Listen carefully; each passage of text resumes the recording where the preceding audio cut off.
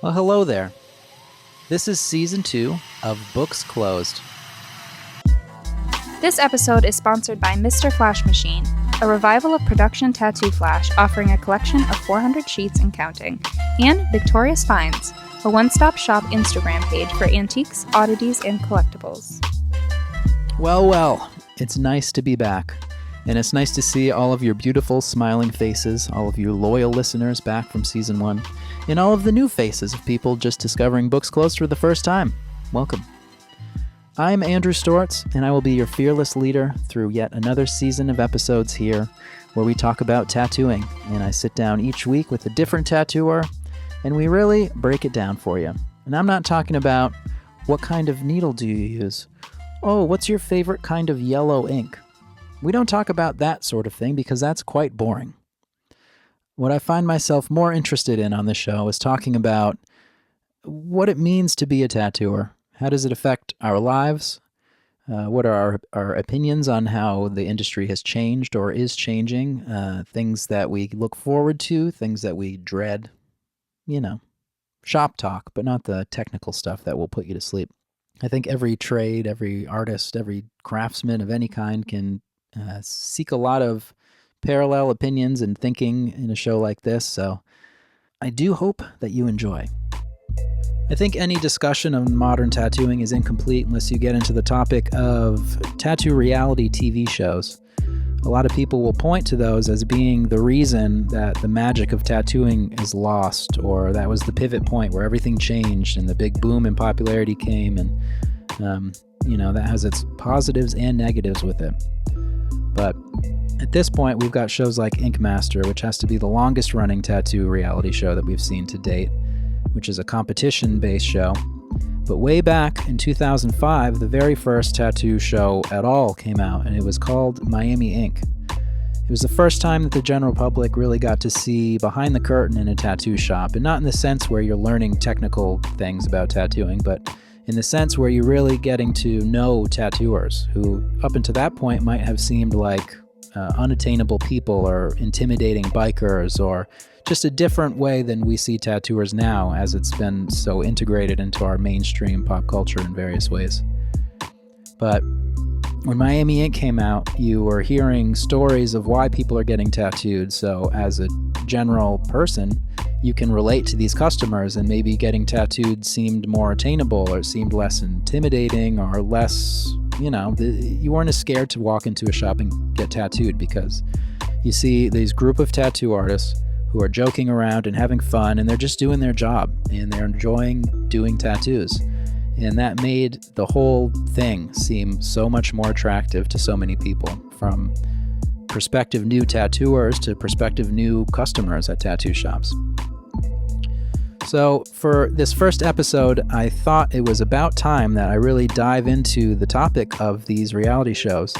And I thought to myself, who better to talk about it with than Ami James, the man himself, the star of Miami Ink, as well as countless other shows since then and a lot of other projects. And I think he's a really interesting guy because he's a great tattooer who doesn't, in my eyes, seem to get the credit for his work that others may. And he's just, in the minds of a lot of people, become the scapegoat for, quote unquote, why tattooing sucks now. So whether that's your opinion or you're a little more lenient on someone like Ami, like I tend to be, I think this conversation was very interesting. It was interesting to hear Ami talk about his upbringing in tattooing and how he started, he was surrounded by, people he's worked with, the shops he's been at, and just some of his new projects since then. So let me take you with me back to San Francisco, where I got to sit down with Ami and talk to him about all this stuff. And our conversation went a little bit like this. We're here at the Bay Area Tattoo Convention in San Francisco, out by the airport. Yeah, basically a block away from the airport, right? Yeah. It's funny because as I was preparing to talk to you, I tried to do some research on the guests. And in your case, in contrast to other... pulled up. Well, a lot pulled up. Unlike most other tattooers, there's not endless hours of footage and things to sift through. Not that I did that, but Yeah. for any listeners that might not be familiar with your tattooing career, let's just do a little brief overview about how you came up in tattooing. So, wow, I started tattooing in 1992. I had landed an apprenticeship, which was not very easy to do, from Luz Cabarrus, which owned Tattoos by Lou in Miami Beach, Florida. At the time, that shop was the shop to be in. It had such a great caliber of artists coming through and there. And I was basically scratching out of my house for about 6 months before that. And, like I had this goal that I was going to get myself into that shop. I had known about that shop since I was a kid because before that shop in Miami Beach, Lou used to have a shop in South Miami. And as a kid, as a punk rock kid, we all used to go and get tattooed there, although I was such a little kid at the time that Lou would never give me a tattoo. And he was kind of like a one-man show there, He had another tattooer that was working with him, and I think it was Mike Harpoon, maybe. And when I was a kid, I'm not sure, but I think it was Mike. I was 15 and trying to get a tattoo, and he would never do it. So finally, I ended up going to get tattooed by some guy that didn't give a shit if you're 14, 15. There's always someone to do it. Yeah, and I remember saving $85, washing cars for a few months. And I went and got tattooed by this guy named Fish. I'm pretty sure he's dead today. There was a rumor that he had tattooed this biker guy and put Harley Davidson on his back. So, I grew up knowing about Lou and knowing kind of that he was the guy that if you wanted to learn how to tattoo properly, he was probably going to be the best odds and the best way to get into the business. But it was really hard. So I started tattooing, like I said, out of my house, really scratching, because when I was 20 years old, I gotten arrested. I just got out of the service. And I ended up back in the States after my service. And it was right after the Gulf War. And I ended up getting in a fight and getting arrested. And it was like my third time getting in a fight, I think, in that year. And I sat in downtown for 2 weeks. And nobody wanted to bail me out. My brother was not going to bail me out. So I sat 2 weeks. Finally, they let me out. And my brother was like, "You're not coming back to my house." I was staying with my brother that was 2 years older with me. He's like, "You're a fuck up. You better get your shit together. And it's not in my house." So one of his best friends took me in. And it was just about to be my birthday.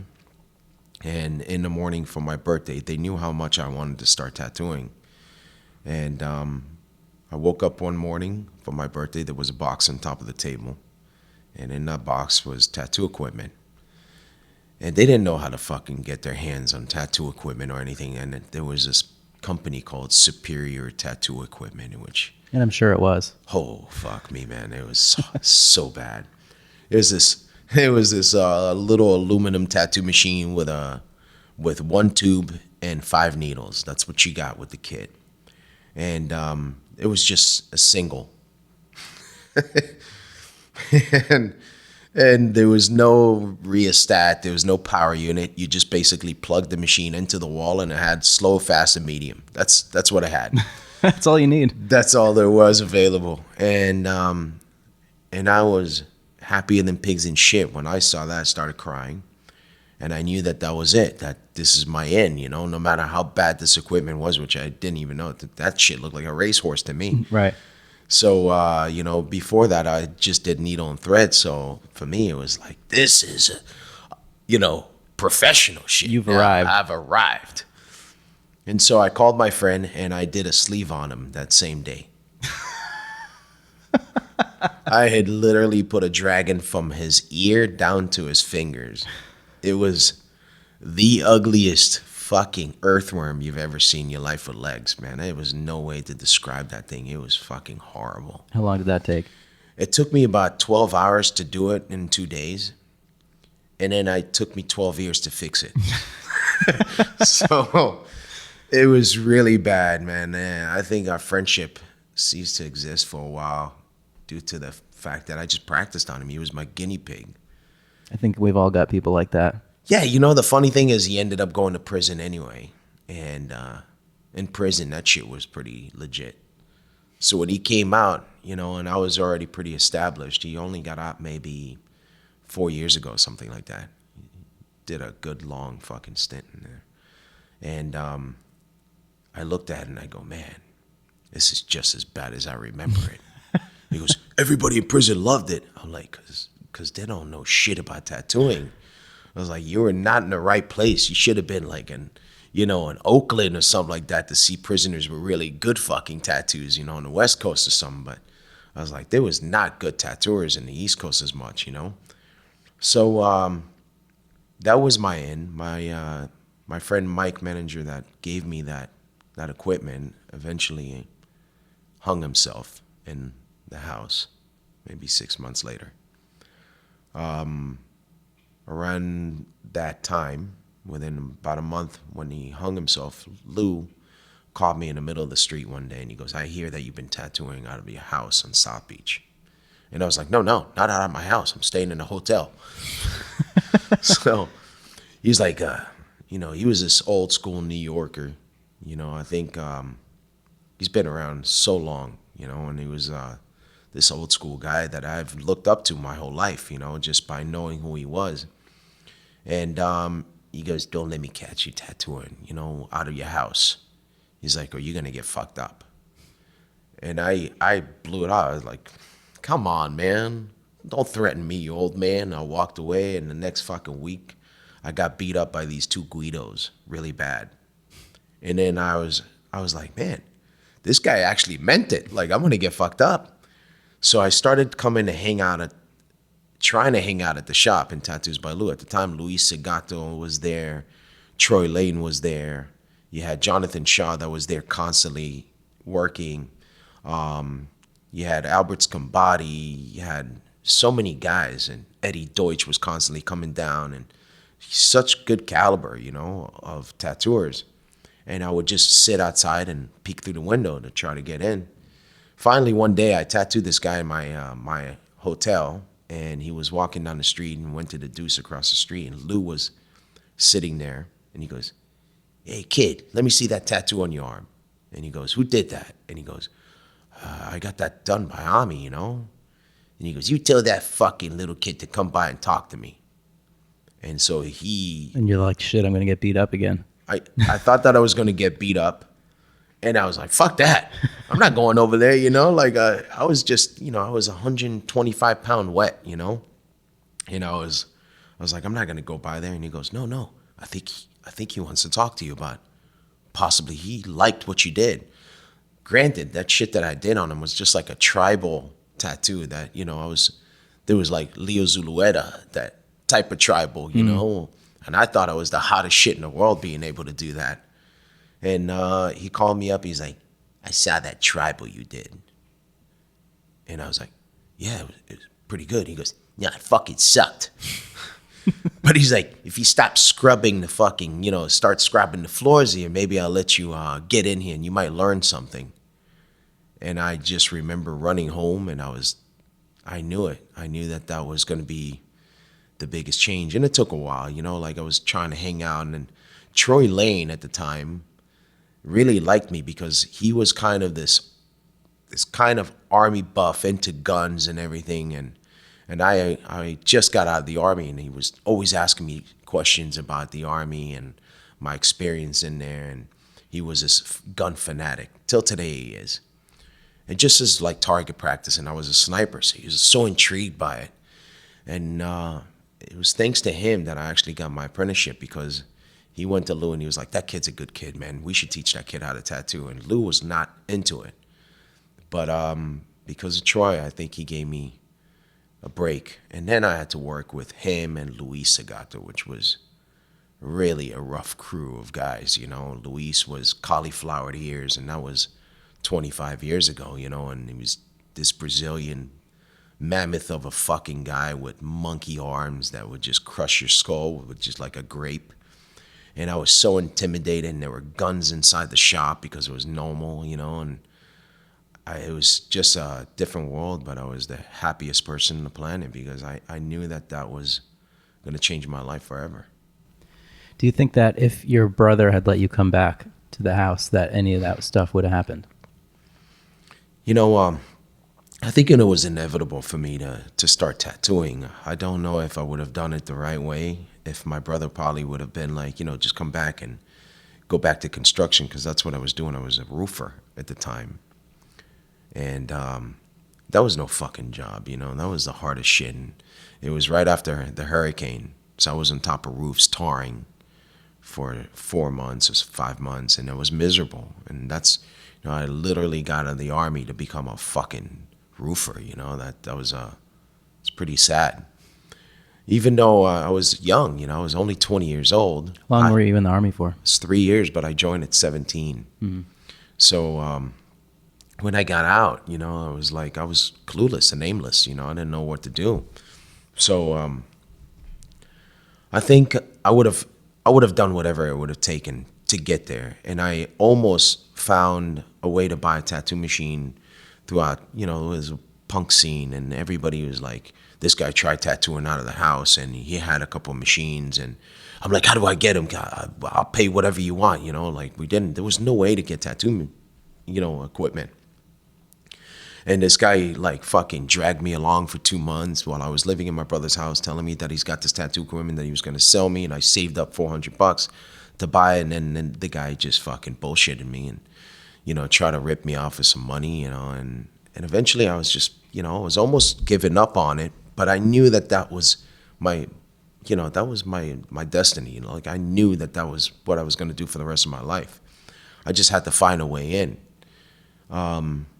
If it wasn't for my brother's best friend that took me in, because it was my brother's best friend that took me in and changed my life, I would have never made it to Lou, so it was just a, coincidence of events that just led me to getting an apprenticeship. And that apprenticeship sucked balls, man. It was horrible.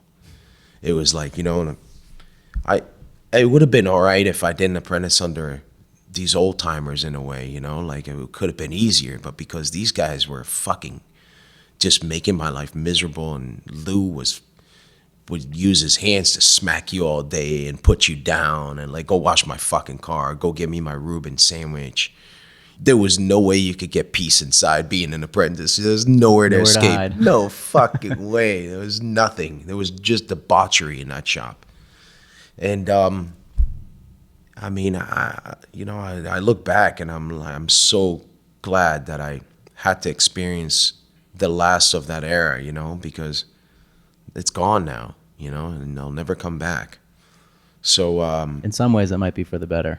Yeah, in some ways it is, and in some ways it's not. I think in the ways of the foundation and finding foundation in this business and how you do things and how you structure your tattoos and how the longevity, it's kind of like building a structure, Mm-hmm. Good foundation will give you the structure there for 700 years like you see in Europe, while the buildings we build today are brought up in a week. Their foundation, if we left them alone, would not be there since 700 years.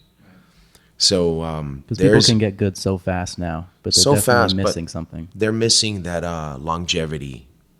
I'm really happy that I had that foundation, and that now I could look at tattoos that I did 20 years ago, and I just saw one yesterday. It was a tattoo I did 22 years ago, and it's still fucking there, and it's still solid, and it was just thick outline, just the way I was taught. Mm-hmm. And it all made sense, because I did try to dabble into, once I fucking thought that I knew it all, I'm like, yeah, fucking, I could do whatever I want. And I realized that there was an era in my career that I didn't know much, and that was predominantly a big, long part of my career, but when I was being told what to do by Lou and by Luis and by Troy, and the biggest influence I think that I had was after a year of apprenticing, Lou made me go apprentice under Mike Wilson.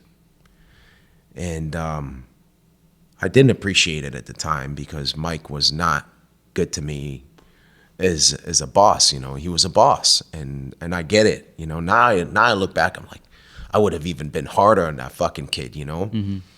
But I learned machinery, and I learned how to fucking make ink, and I learned how to make needles through Mike and Lou, and now I see it, and I understand that foundation was the most important thing in my understanding of tattooing. Yeah. It's not a bad lineage to have under those guys. No, it's funny because even the history of those guys didn't exist to me at the time, because I didn't go in, I never knew Lou's history because I never asked at the time. I was just so gung-ho to be in a tattoo shop and start tattooing and be around all these guys that, like Dave Gibson and all these fucking guys that were such huge things in our world, that were almost unthought of, that you could be in the same room as those guys. And Lou grew up with all those guys, and was from that same line, and later on did I realize that, I was sat there and I would listen to, now it's more important for me to sit there once in a while and listen to Eric Inksmith, and he tells me all these stories about him and Lou and Paul working together in Fayetteville, North Carolina, because Lou had opened a shop in Fayetteville, North Carolina, right in the base, outside of the base. And I was like, so you and Lou and Paul worked in this one shop? He's like, yeah, we used to go out there in 2 months when all the soldiers would come and pour in, and we would fucking kill it. And there was strip bars and fucking, he would tell me all these stories, and I'm like, this is where I come from, it's kind of like that, you look back and you go to these fucking websites where you put and they check your DNA and they tell you what you are. Mm-hmm. It's that feeling that I needed to belong to something. I needed to find out, where do I come from, in a way, where's my lineage lay, where did Lou tattoo? Where did he start? These questions didn't interest me as a 20-year-old kid, but are very interesting to me now. And so the information that I started acquiring about where I come from just only came in the last 5 or 7 years, that was really important for me to find out. And then I found out that Lou learned a lot from Spider Murphy, which I didn't know. And he learned a lot from all these guys that I didn't know, that, gave him those first breaks. And he was a New Yorker, a Long Island guy. And not a lot of people wanted to share tattoo information in the 60s, 70s, with these guys that wanted to start tattooing. And then, listening to Eric Inksmith and other guys that were around with Lou at the time, gave me a lot of information that kind of solidified why I'm still around, because of the foundation, So, most people don't know that, but that's where it comes from for me. Yeah. I think that's a huge part of having a long career in tattooing, is you really do have to appreciate the old stuff. Otherwise, it's just, it can just be another thing to some people. And it's got to be different now, the way that tattoo history is widely appreciated in a way that it wasn't before. The fact you can go down to a museum exhibit and see a whole room full of tattoo stuff. I know. I just did. I went there the first day I came to San Francisco. Taki asked me to be on the panel for the Jewish Museum for Lou the Jew, which is really funny because even Lou used to talk about Lou the Jew. Mm-hmm. And Lou used to joke around with me when I was a kid, and he was like, one fucking day, you're going to take over the Lou the Jew, because you're the Jew and I'm the Lou. But there was one time a real Lou the Jew. You don't know nothing about him, and he would always bring out this guy, Lou the Jew, but it was L-E-W and he was L-O-U, and then I earned the name, as Tattoos by Jews, because it was Tattoos by Lou's. If you got tattooed by me at the time, it was Tattoos by Jews, and everybody laughed. So I had it on my card. And then my next card was the Hebrew Hammer, because I was really heavy-handed, I guess. I had this... I think everyone is when they start. Yeah, I think, I had this thing that I had to pack everything. No matter what it was, it had to be packed. You had to show your value through pain. Yeah, and I really, I had this idea because I watched Troy Lane work, and he was so fucking good at the technical aspect of tattooing. Everything he did, even I see it today, is so solid that it looked like it was done 2 years ago. Everything, and that was 25, 30 years ago. And it's still so perfect that the drawing part of it was not as developed as like maybe a Paul Jeffries or an Ed Hardy.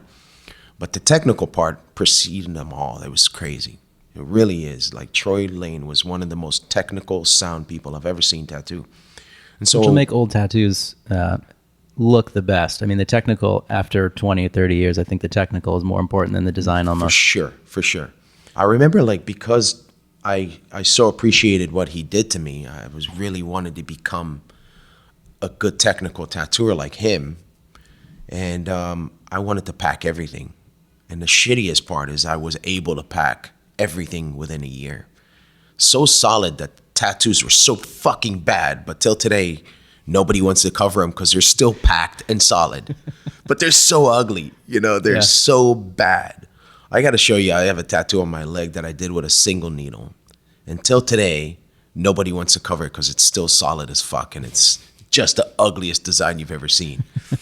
So there's a curse to trying to figure out the technical before you can actually draw good, Yeah. So maybe that's the exception to what I just said. There is only one exception if you're a really shitty artist and you just pack everything perfect. And that's what I did. I used big, bold lines. I tattooed a year and a half with Frank Lee. And Frank Lee was pushing the envelope on doing this really bold outlines and like really solid and vibrant colors, and he's a really amazing artist. But because of that, everything that I did was super bold and super thick, like everything had to have a line that was like a 1/4 inch. And it's like, go fucking try to figure out how to cover that up when you realize that the drawing was so bad, it's almost impossible. So I kind of screwed myself with all those things. But it's a learning process. Yeah, it still is. I'm still trying to figure it out. Well, we're going to take a quick break, and we'll be right back.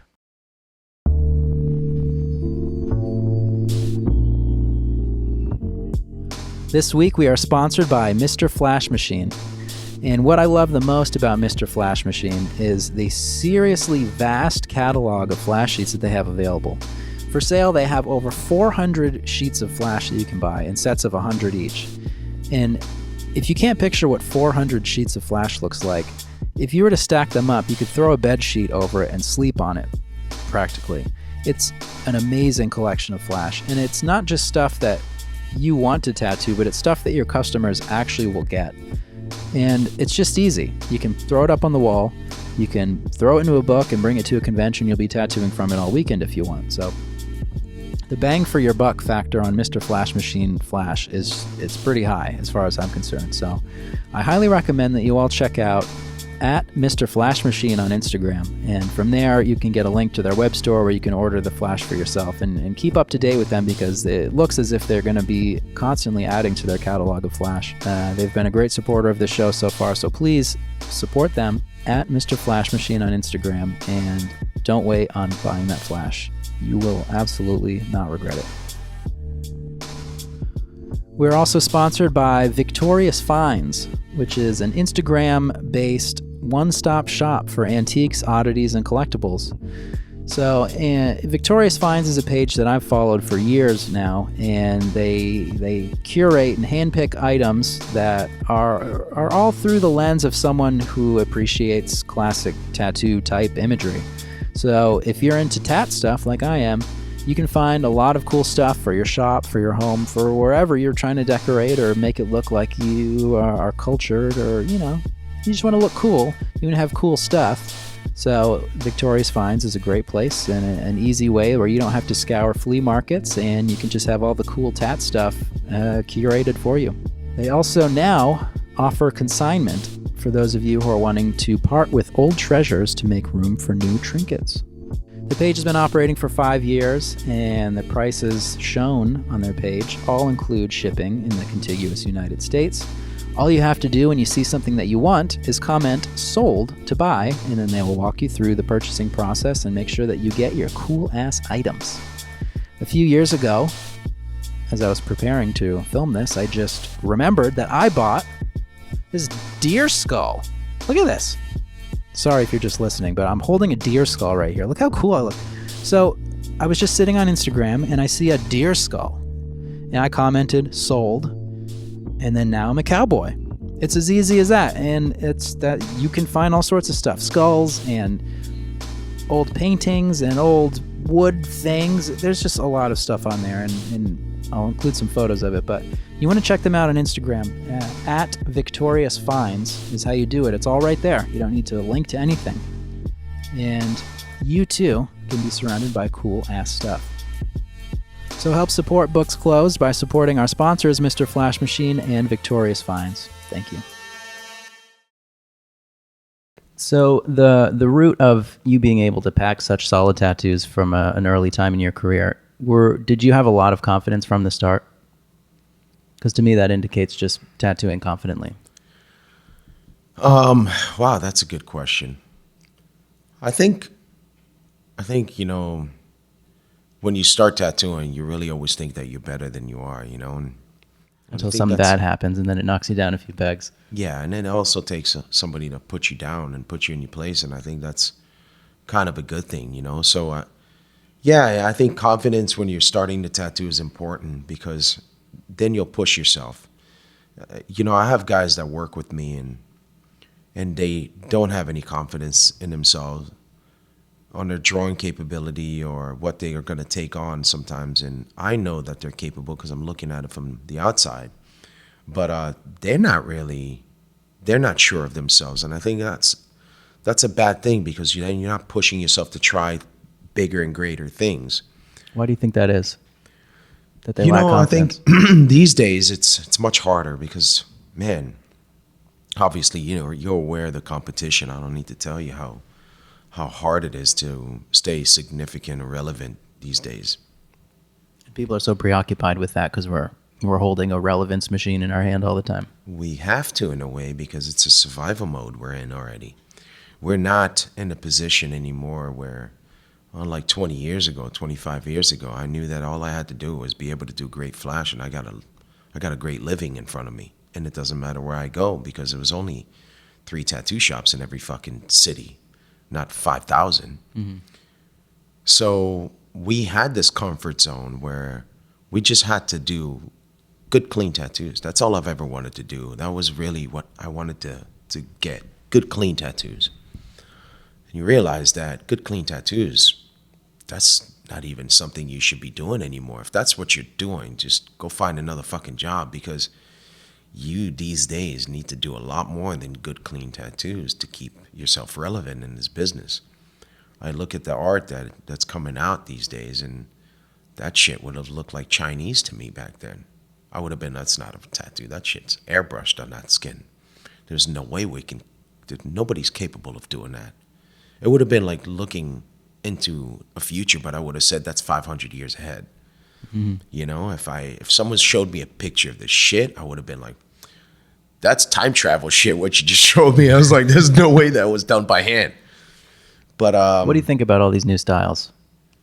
And maybe particularly the ones that a lot of people can be critical of the way they're going to age.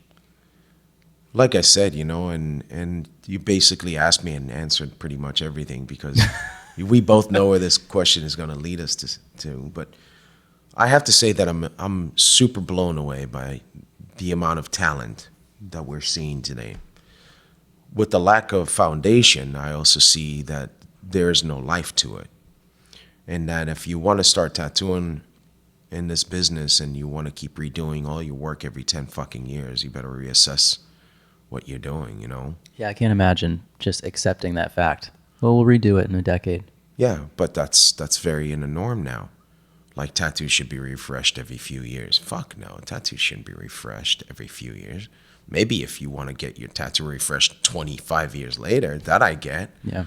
But every 10 years to go over your tattoo, especially when you paid a fuckload of money on it, that's like property tax and shit, Yeah. That's like buying a fucking house in San Francisco where the property tax is just going to fuck you every year. So I just don't get it. I just don't get why I would want to do that. It's like buying paint for your house that you're going to have to repaint every 6 months. That makes no sense to me. It's because they're cute. they're really cute and fluffy. Yeah. They look wet. They look wet. It's funny, but that's what it is. And everybody's hosing them down. I'm just going to start putting baby oil on my tattoos. Yeah. Squirting at slow motion with baby oil while I'm taking my photos. Yeah, I mean, any tattoo can look wet. Every tattoo Get in looks the pool. wet these days. It's, yeah, man, you know, it's intimidating in a way.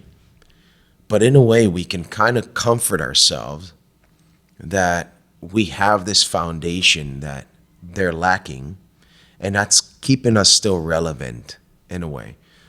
But you realize that more and more, our consumers are less knowledgeable and they don't care. But they think they're more knowledgeable in a lot of cases too, which can be dangerous. Of course. I mean, but that's the millennials. They think they know everything no matter what the fuck you do, you know? These guys have invented the spoon. And they're all made out of silver for them, you know? And it's just a fucked up world we're living in. I think because we're in the fucking tattoo industry, we actually look at it within the tattoo industry and see what the millennials are affecting, how they're affecting our tattoo industry and our world. But it's in everywhere. It's in everything. You know, it's how we shop, how we perceive things, how we do everything through our daily routines is all done with instant gratification, and that instant gratification is also infiltrated our world. You know, fuck that. I just want a tattoo for that. Yeah, I'm probably going to get it removed anyway one day. You know, like that's the shit that I hear all the time. Yeah, I can't believe when people say that. Well, you can get it removed. Yeah, it's not permanent. It's like, like you're good luck with that. fucking dumbass. Yeah. So I just say, you have cash, right? yes. So it's, I mean, you know, it's inevitable, bro. This whole change is inevitable. You know, we talked last night. It was me and Henning and Mickey and a few of my friends that sat there, and we all just kind of talked about what change is coming. And I see the change because I'm so involved in what's happening in the social media side because of my company, you know, and how we're doing so much research to see where we're heading. And since all the information now is given to us digitally, you know, we can actually see how this train is flying and where it's going and where the tracks in front of it are laid down. And we can also dictate some of it, you know, because we have such a big community now that we can kind of maneuver it, but you can't stop it. We can maybe say, yo, hang the track to the fucking right. And we can go right, but the guy is like, you need to stop the train. There's no stopping the fucking train. We can help maneuver it a bit, but there's no stopping it. And The company you're talking about is Tattoo Do? Yeah, Tattoo Do. So what exactly is Tattoo Do? So Tattoo Do is basically we're the biggest community that's online when it comes to tattoos. Anything that has to do with tattoos, but it's directed 100% at tattooing. Nothing else. All the information, all the artists in the world, all the shops, all the fucking trends and all the shit that's involved in this world, whether good or bad, is given to you. We try to cater to the best artist in whatever they do to have clients be able to find them and not have scratchers on the platform where people, you know, trying to educate the people on how to find good art. You can't, you know, I realize that if you walk in for a watercolor tattoo to a shop, and every fucking shop now, they'll be like, yeah, no problem. Steve, you're up. Because Steve does watercolor tattoos. Yeah, he puts his beret on. He puts his fucking bandana on his head, you know, and his tie-dye t-shirt, and he's ready to fucking rock. Yeah. And you saying, fuck that, we don't do that shit is financial suicide. There's no more no's. Used to have a lot of no's. I used to say, no, you're not getting your hand tattooed or your neck tattooed in my shop.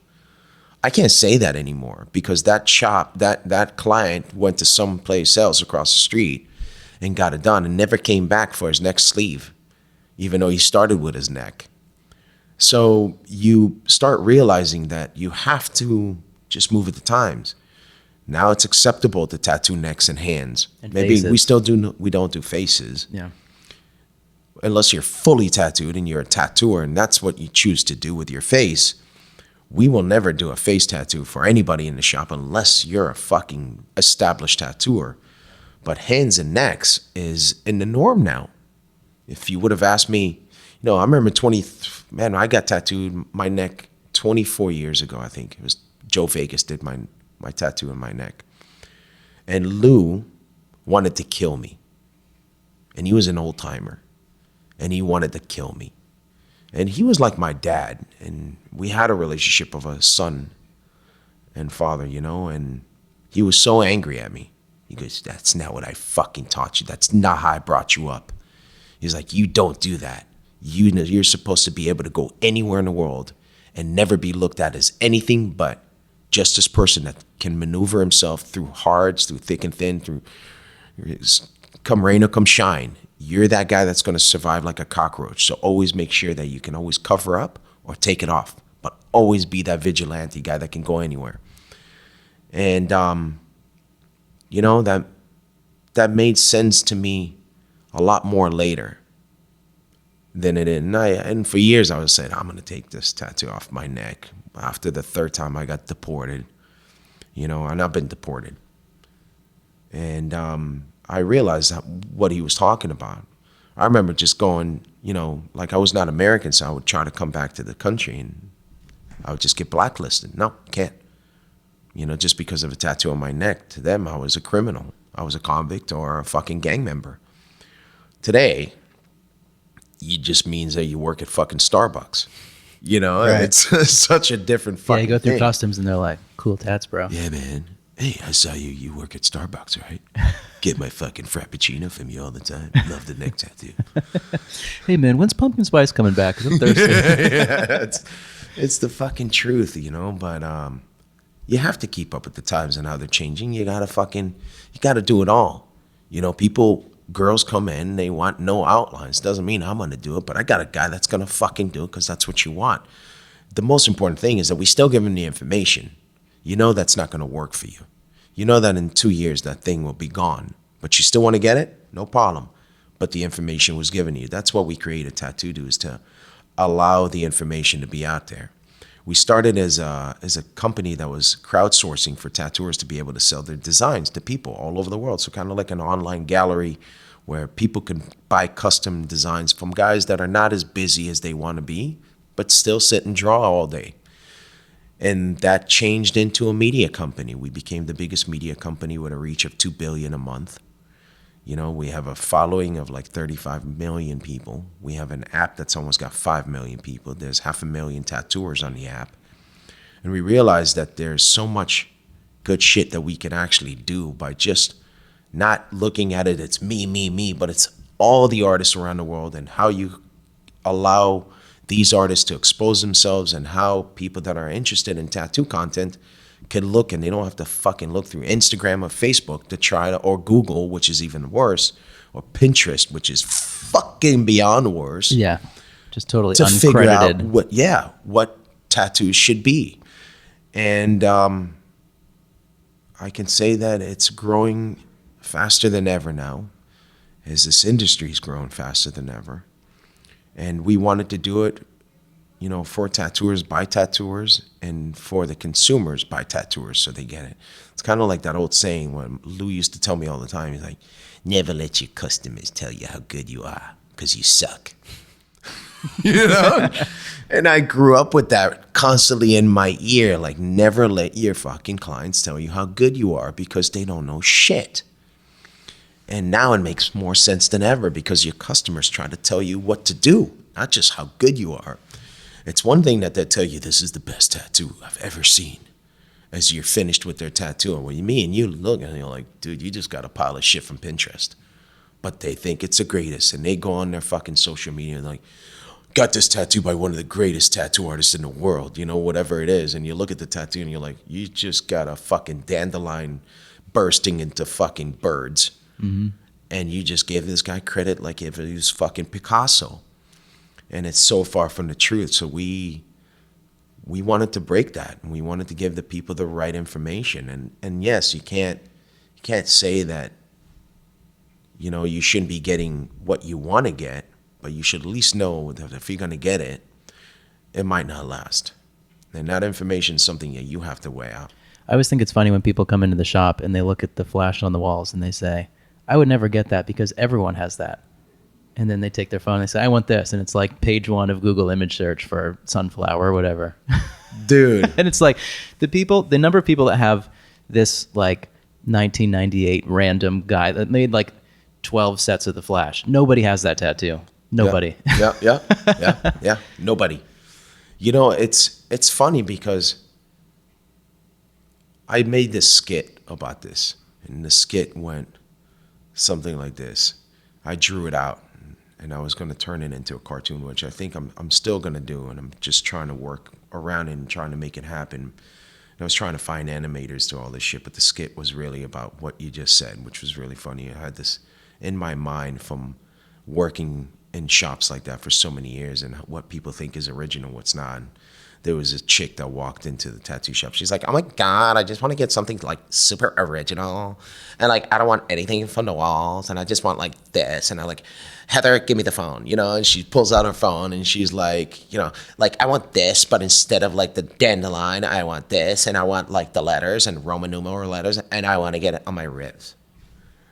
And you're like, all right, no problem. And you go in the back and you're like, Jose, pull up number 5 out of the drawer. You know? Yeah. And yeah, we've got the board in the back of the shop with like the greatest hits. Fuck, the little for mountains, sure, man. the waves, and it's just like the infinity signs with the fucking feather and everything, and we have them. And I think every old school tattoo fucking shop had the sheet of shame. And we all have it. We all fucking call it the same. And what do they call it in my shop? Poofty little poofters or some shit like that. Poopsie tattoos. There was like a poopsie tattoo flash, and you saw what you would literally make $1 million out of that fucking flash. Yeah, I was gonna say we all drive those designs to work every day. 100%. And I mean, it's kind of in a norm in a way, but at least back then, people walked into the shop and picked it off the wall. They knew that somebody probably has this tattoo. I can respect that more at this point than someone trying to I like did fine-tune. Yosemite Sam a fucking million times in the 90s. The Tasmanian Devil, I did him maybe 900 of them in the 90s, maybe 900. Tribal armbands, 6,000, 7,000 tribal armbands in my life, probably at least. And then you realize that it wasn't that difference, but the difference was we didn't think that it was original. They didn't fucking come in with this perception that they're the only ones walking out with a tribal armband. They wanted it because every fucking person at the bar in Daytona had a tribal armband that looked like Anthony Kiedis. You know, that was just normal. Or the fucking elephant band. And also that shit was pre-internet, you know. People, these fuckers can't even fathom the thought of tattooing without Google. Mm-hmm. There's no way. They look at that shit and there's no way. And they see an image and that like they need to have that image. But all they did was see it. Yeah. And that's the frustrating part to me because it's like, well, I could show you something and then all you did was see that. Maybe you'll like that. But it's like they get their heart set so much on something that's so quick. Yeah. So it's such a different world, you know? Like, I think anybody that tattooed pre-internet looks at it completely different. And I know from the stories that I got lucky to hear about, you know, tattooers that tattooed not just pre-internet, pre-fucking autoclave, pre-stencils, acetates, which I had drawers of, you know, of acetates. And it's just like, how do you even explain that to these kids? Making needles is Chinese to them. There's not one fucking kid that knows how to make a needle or how to make ink or how to fucking build a machine. Do you think it's worth it to learn that stuff these days? I don't know, you know. I think it's important to know if you're using coil machines, how to retune your machine, because if not, what do you do when the shit doesn't work? I gotta send this back. I'm like, what do you mean? I remember like having a kit in my fucking drawer with spare springs, contact screws, fucking going outside, scraping my contact screw on the pavement outside and sharpening it up, going back in there, dialing it in, looking at my spring that was too rusted and it was about to give, or in the middle of the fucking tattoo, the spring would be just like, pop, and will fly off, and you're like, oh shit, and you would have to make a new spring. Mm-hmm. And these guys are incapable of it.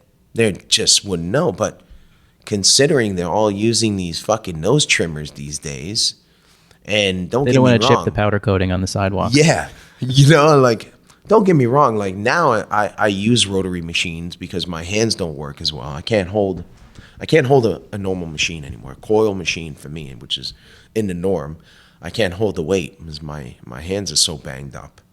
So I have to use these super lights. So I can use a Dan Cuban that's mimicking a coil machine, but just does the job right. Yeah, he does a great like in between. I know, and it's amazing. It really is the to-go-to machine for me.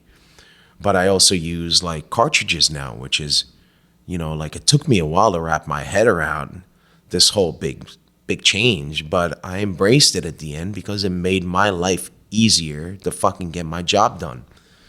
Traveling now with just a bunch of cartridges rather than 16 fucking metal tubes.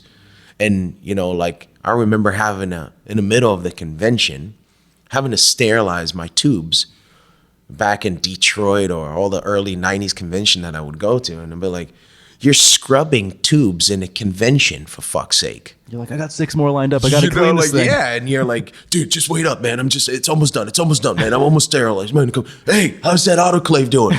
And, like people can't even fucking think about that, Yeah. Like, and these days it's just like cartridges and, hey, man, you got a 14 shader, like a hollow, like I learned how to tattoo with 6 flats, where if you went sideways, that shit was like guts fall out. Guts fall out, But like Lou was like, that's all you fucking use is 6 flats. That's what Paul Rogers used.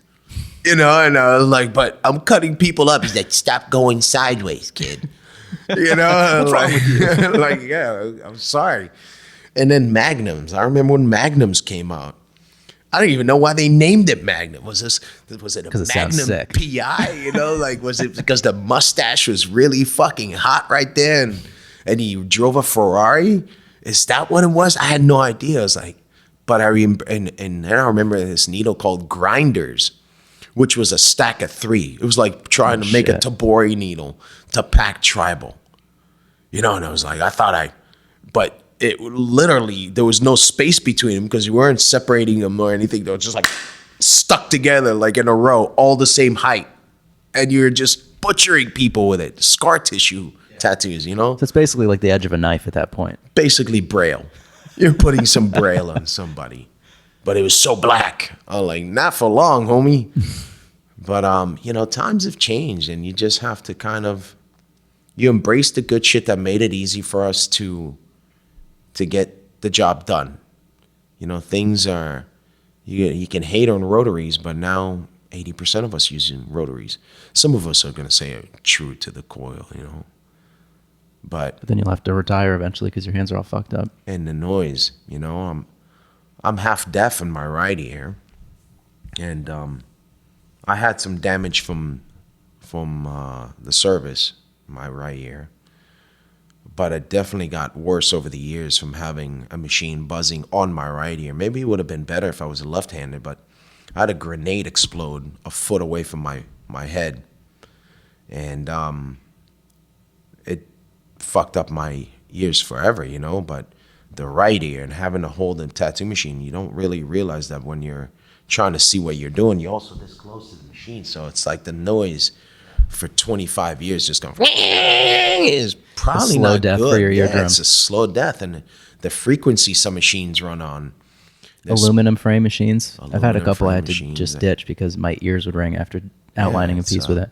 It's really hard, So I just look at it and I'm like, now my machines don't sound like anything sometimes, and it's so calming and it's relaxing.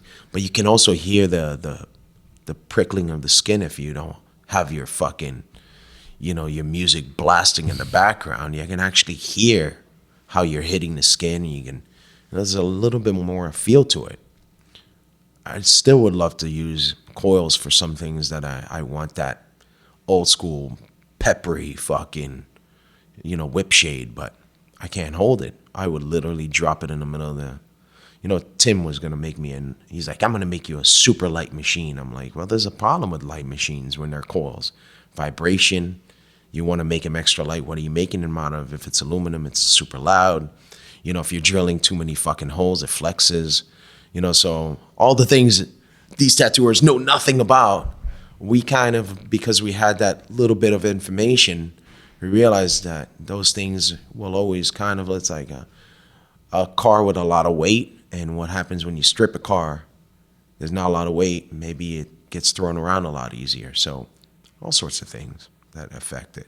But, I'm happy I found my machines that work for me.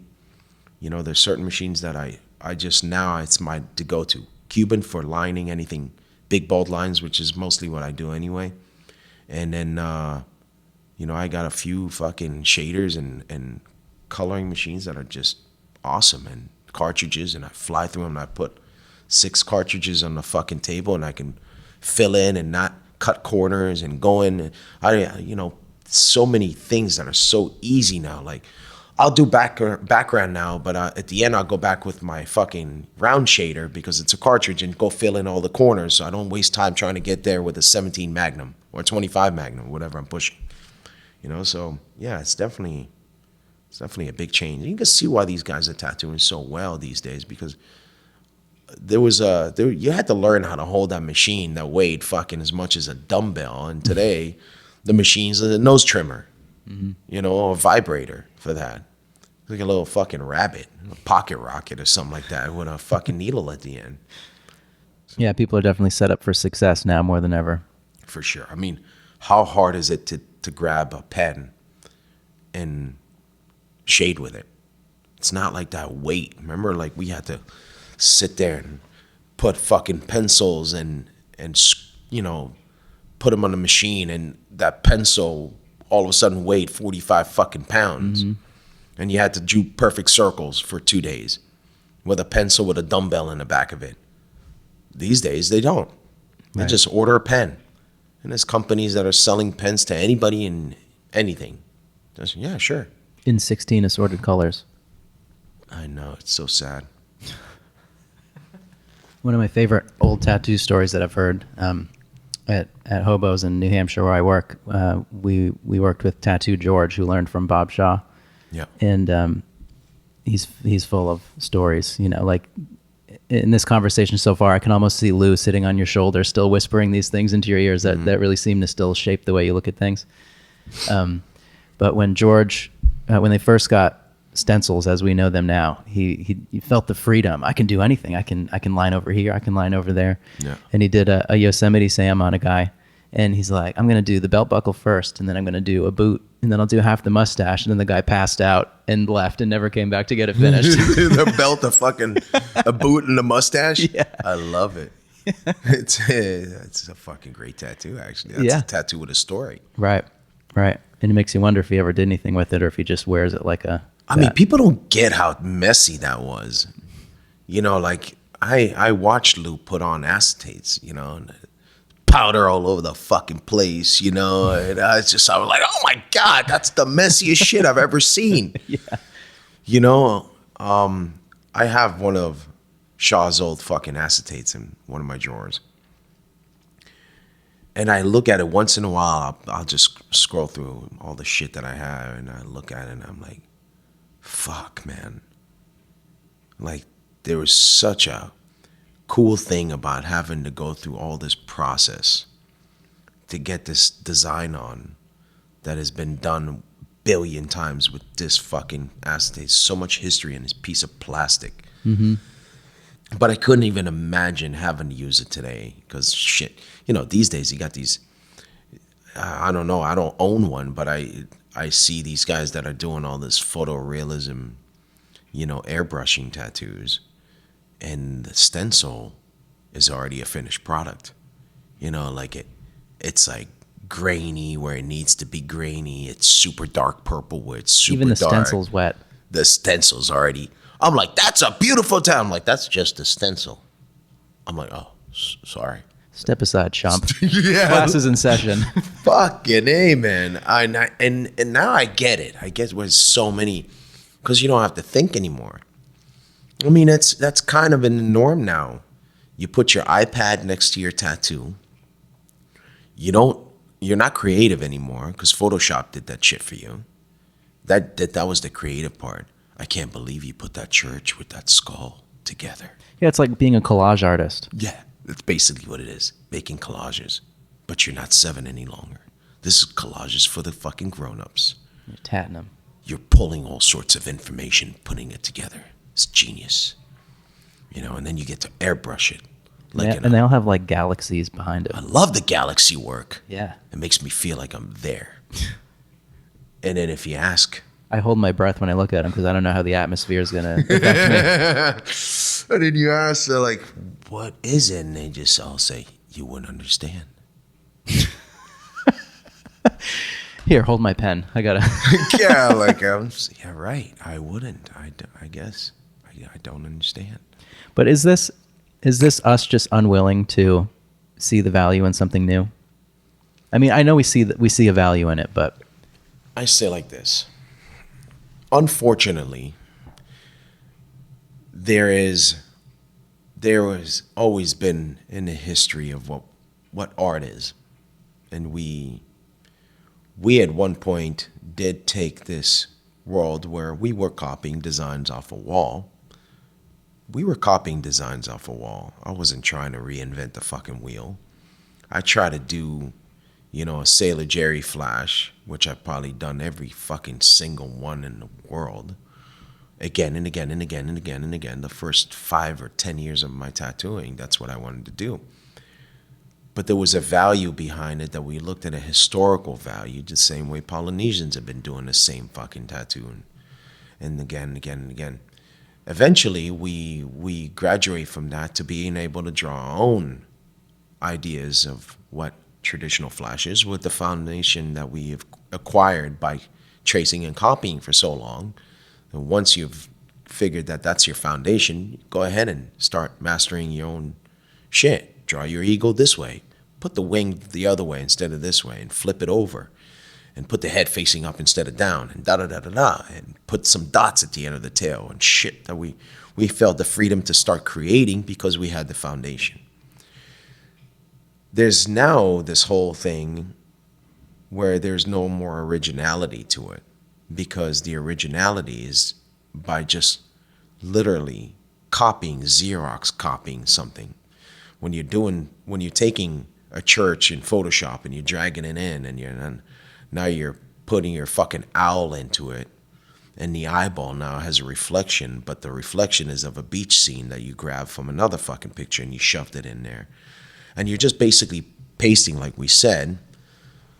That would not fly in any art school in the history of humanity. Because you couldn't walk into an art school and say, I could copy the Mona Lisa. That wasn't what we wanted to see in art. We wanted to see something that was created. That's what art is. It's creating something out of nothing. Creating something out of nothing is what. So of course you went to art school and you learned how to draw a fucking vase because that's what you do, or the flowers or the cup or whatever it is, and that's how we start. But eventually they're going to say, now we're going to take this away. Now you found your foundation. Now you have to move forward and you're going to start having to create. If you have any creative spirit within your soul, that's what art is. We don't have that anymore. Now it's just Xerox copying and Xerox copying. And because the average consumer doesn't know shit about art or the history of art or what art is, and then it's self-explanatory what art is, to create something out of nothing with a creative force that is within you. That's non-existent. Now it's a digital thing that's creating it for you. And that's what's going to happen. And so that's the sad part. And that will never be the same thing that we were doing. We actually sat and painted times because we didn't have internet. So you had to create. You were forced to create. And some of those guys are still around, obviously. And some of these newcomers are coming out. They're amazing artists. But 80% are just Xerox copiers. And they're really good at it. And that's a sort of a talent, but it's not an artistic talent. You know, it's not a creative talent, that's for sure. It's just a talent to be able to copy something. And then you see guys that are doing these amazing simple tattoos that blow me away by just the idea. How did you come up with that fucking awesome idea? And I see guys all the time, you know, like I see these young guys. I looked at the shit, you know, Greg Latron, like to say, I just saw this painting that he did. And it's just because we were looking through this morning. And the guy's been tattooing, I think only 8 years, or less than 10 years, you know, and I'm blown away by this creative ability to do things. And I just used him as an example, just because we literally just talked about it. He's a great example of someone who has like such a maturity in his work for the time he's been tattooing. For the time he's been tattooing. Or for anyone. But also the fact that he didn't need to fucking sauce it up with hollandaise sauce to make it seem like it was something fancy and airbrushy and bullshit, fucking all the additives. That the core of it was as sweet as wine, and it was simple. He didn't need to do nothing but fucking put some grapes in there, you know?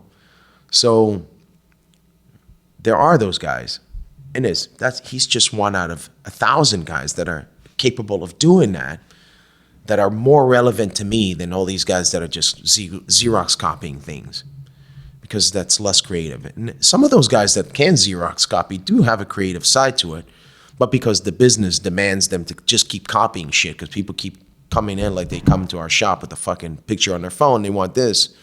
And he's going to say, fuck, well, you know, I'm capable of doing it and I need the money. And that's my living. So there are those guys, and there's those guys that just depend on, and that's all there is. And they think of themselves as artists, but you're not an artist. You're a Xerox machine. Some of them are capable of creating art, and those I'll take my hat off. So, I mean, in some ways, you can kind of draw a parallel, like you described, doing a ton of Sailor Jerry Flash for the first 10 years of your career. That's just Xeroxing, the same way that maybe some of these kids are younger, but that this is their foundation. Yeah. There is, you know, for sure you can argue with that. There's a difference, though, because one had a foundation. It was done that reason because they knew that 80 years from now, you're still going to be saggy and fucking bald and in a fucking wheelchair, but you know that shit was a fucking mermaid. That's the foundation difference, rather than, you know, airbrushing some carnival fucking shirt on you like you went on a spring break, and, you know, and yeah. Color portraits really have a hard time giving that world, besides the fact that I'm blown away that they can do it. Technically, I'm blown away. The way it looks, I'm blown away. The technique is amazing that they can do it. But did you know that brown fades faster than any other color? And since a portrait of a face is mostly browns and light browns and whites that don't last, what are you going to do?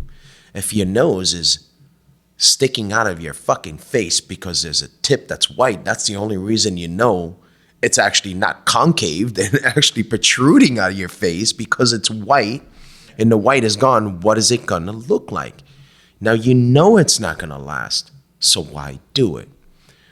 I always think that people that are that skilled to do color portraits at that high level, if they just did them all black and gray, they'd be rolling. They'd be rolling, but then their competition is huge too. I mean, like the top color portrait people, if they just did it black and gray, they would have such a body of work that lasts for so long. And to me, it seems 100%. Like a missed opportunity.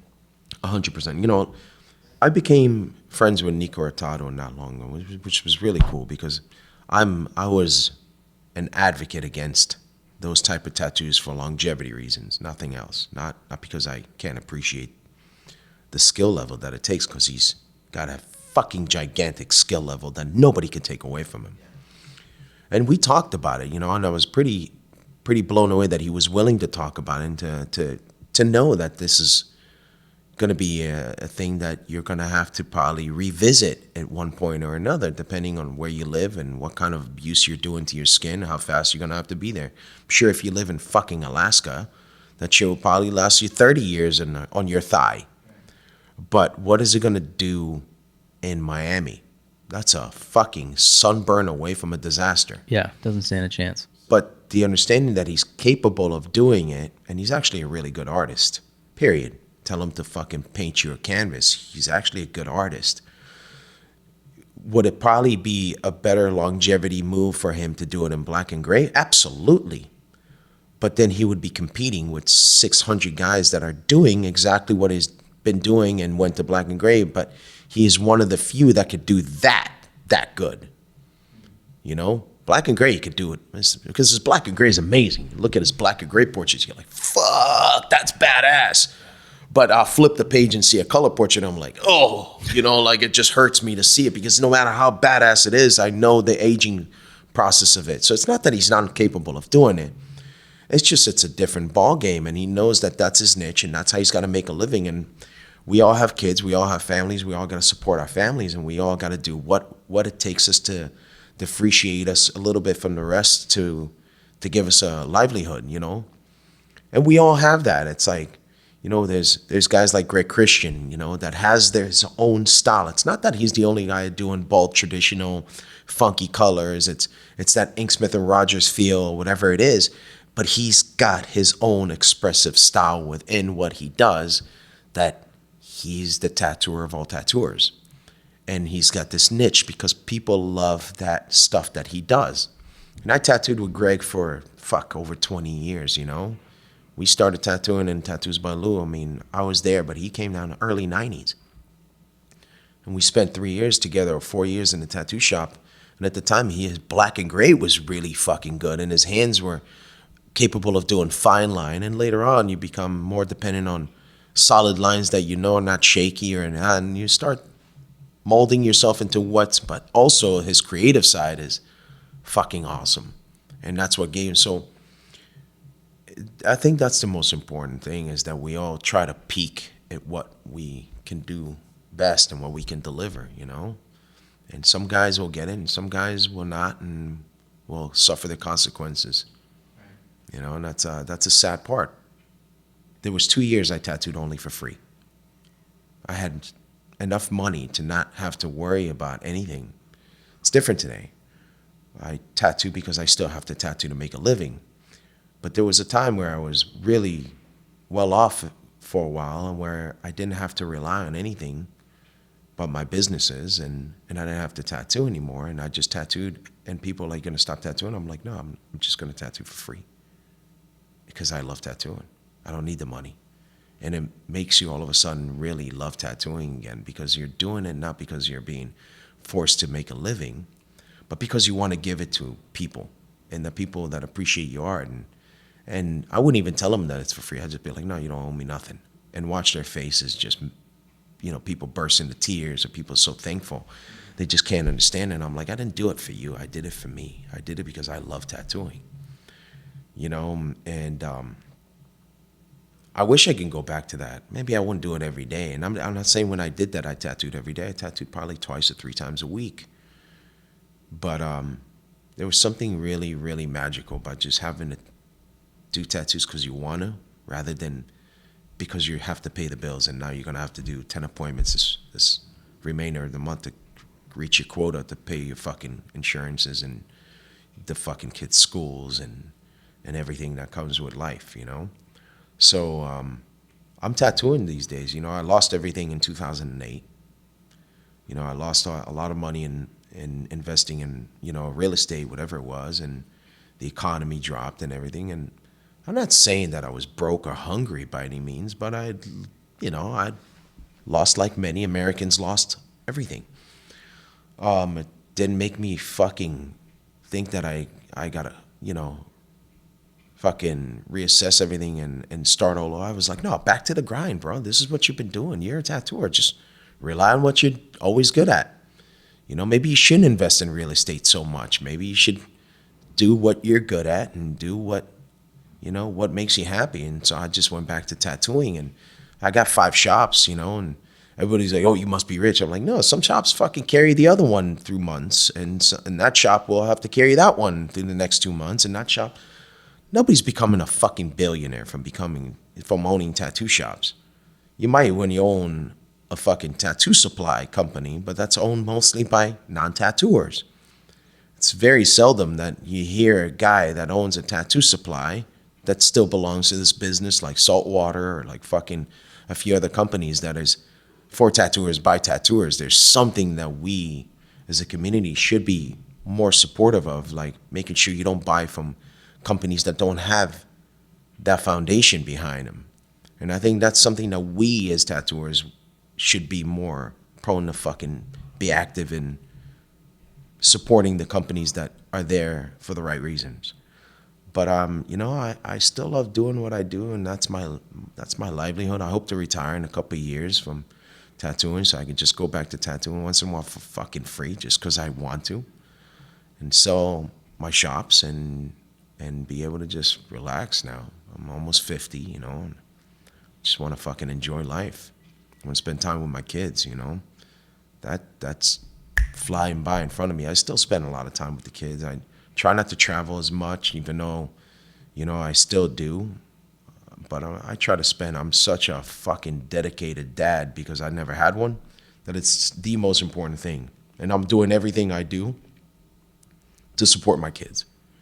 I got a fucking great family, and that's the most important thing in life, so hopefully in a couple of years I just get to spend the rest of my time with my kids and hardly ever be at work. So that's part of building Tattoo Do, to be able to provide the same thing for other tattooers, to be able to think about retirement plans for tattooers that are almost losing everything, to be able to fucking do great things for the industry that has treated me better than anything in the world, So I don't know, man. There's something about, being able to build a bigger community so you can give that information and help and do something back for the industry that gave you everything. To me, that's important. Yeah, it's definitely important not to just take. Man, everybody just takes. And it's funny. And like, people think that, because we did the show, and there's so many thoughts of how people think they know me, and it's so far from the fucking truth. The people that have known me for 25 years in this business still see me, and they always say, man, you're still the same. I'm like, the fuck did you expect me to be? I really thought that you became that guy on TV. I'm like, TV is fake. TV is a script in the morning. If you're so dense to believe it, and you think that I'm an angry guy, I'm like, what did you think, that one day I woke up angry because I was on TV making money? I'm like, think about that. I finally made money because it was inevitable. It was going to happen. It wasn't that we reinvented the fucking wheel. I could tell that to a billion people. That show was casted way before I ended up with the gig. And I could tell you that there were people on those casting tapes that had bashed the shows and all the shows, trying to get on the shows. And those ones that bashed it the most are the ones that didn't get, taking bigger talents than me. It had nothing to do with talent. It wasn't that I fucking thought I was the greatest tattooers in the world. Or, I never thought I was the greatest tattooer in the world. I still don't think I'm the greatest tattooer in the world. I don't think I'm great, period. I think I just want to do good, clean tattoos and strive to be the best that I could possibly be. But people's perception of what they think you are and who you are because of a TV show is completely false. Right. You're almost like a martyr for the whole thing with the TV shows, I feel, because you were in a position where, did you experience different treatment inside of the industry? Fuck yeah, man. You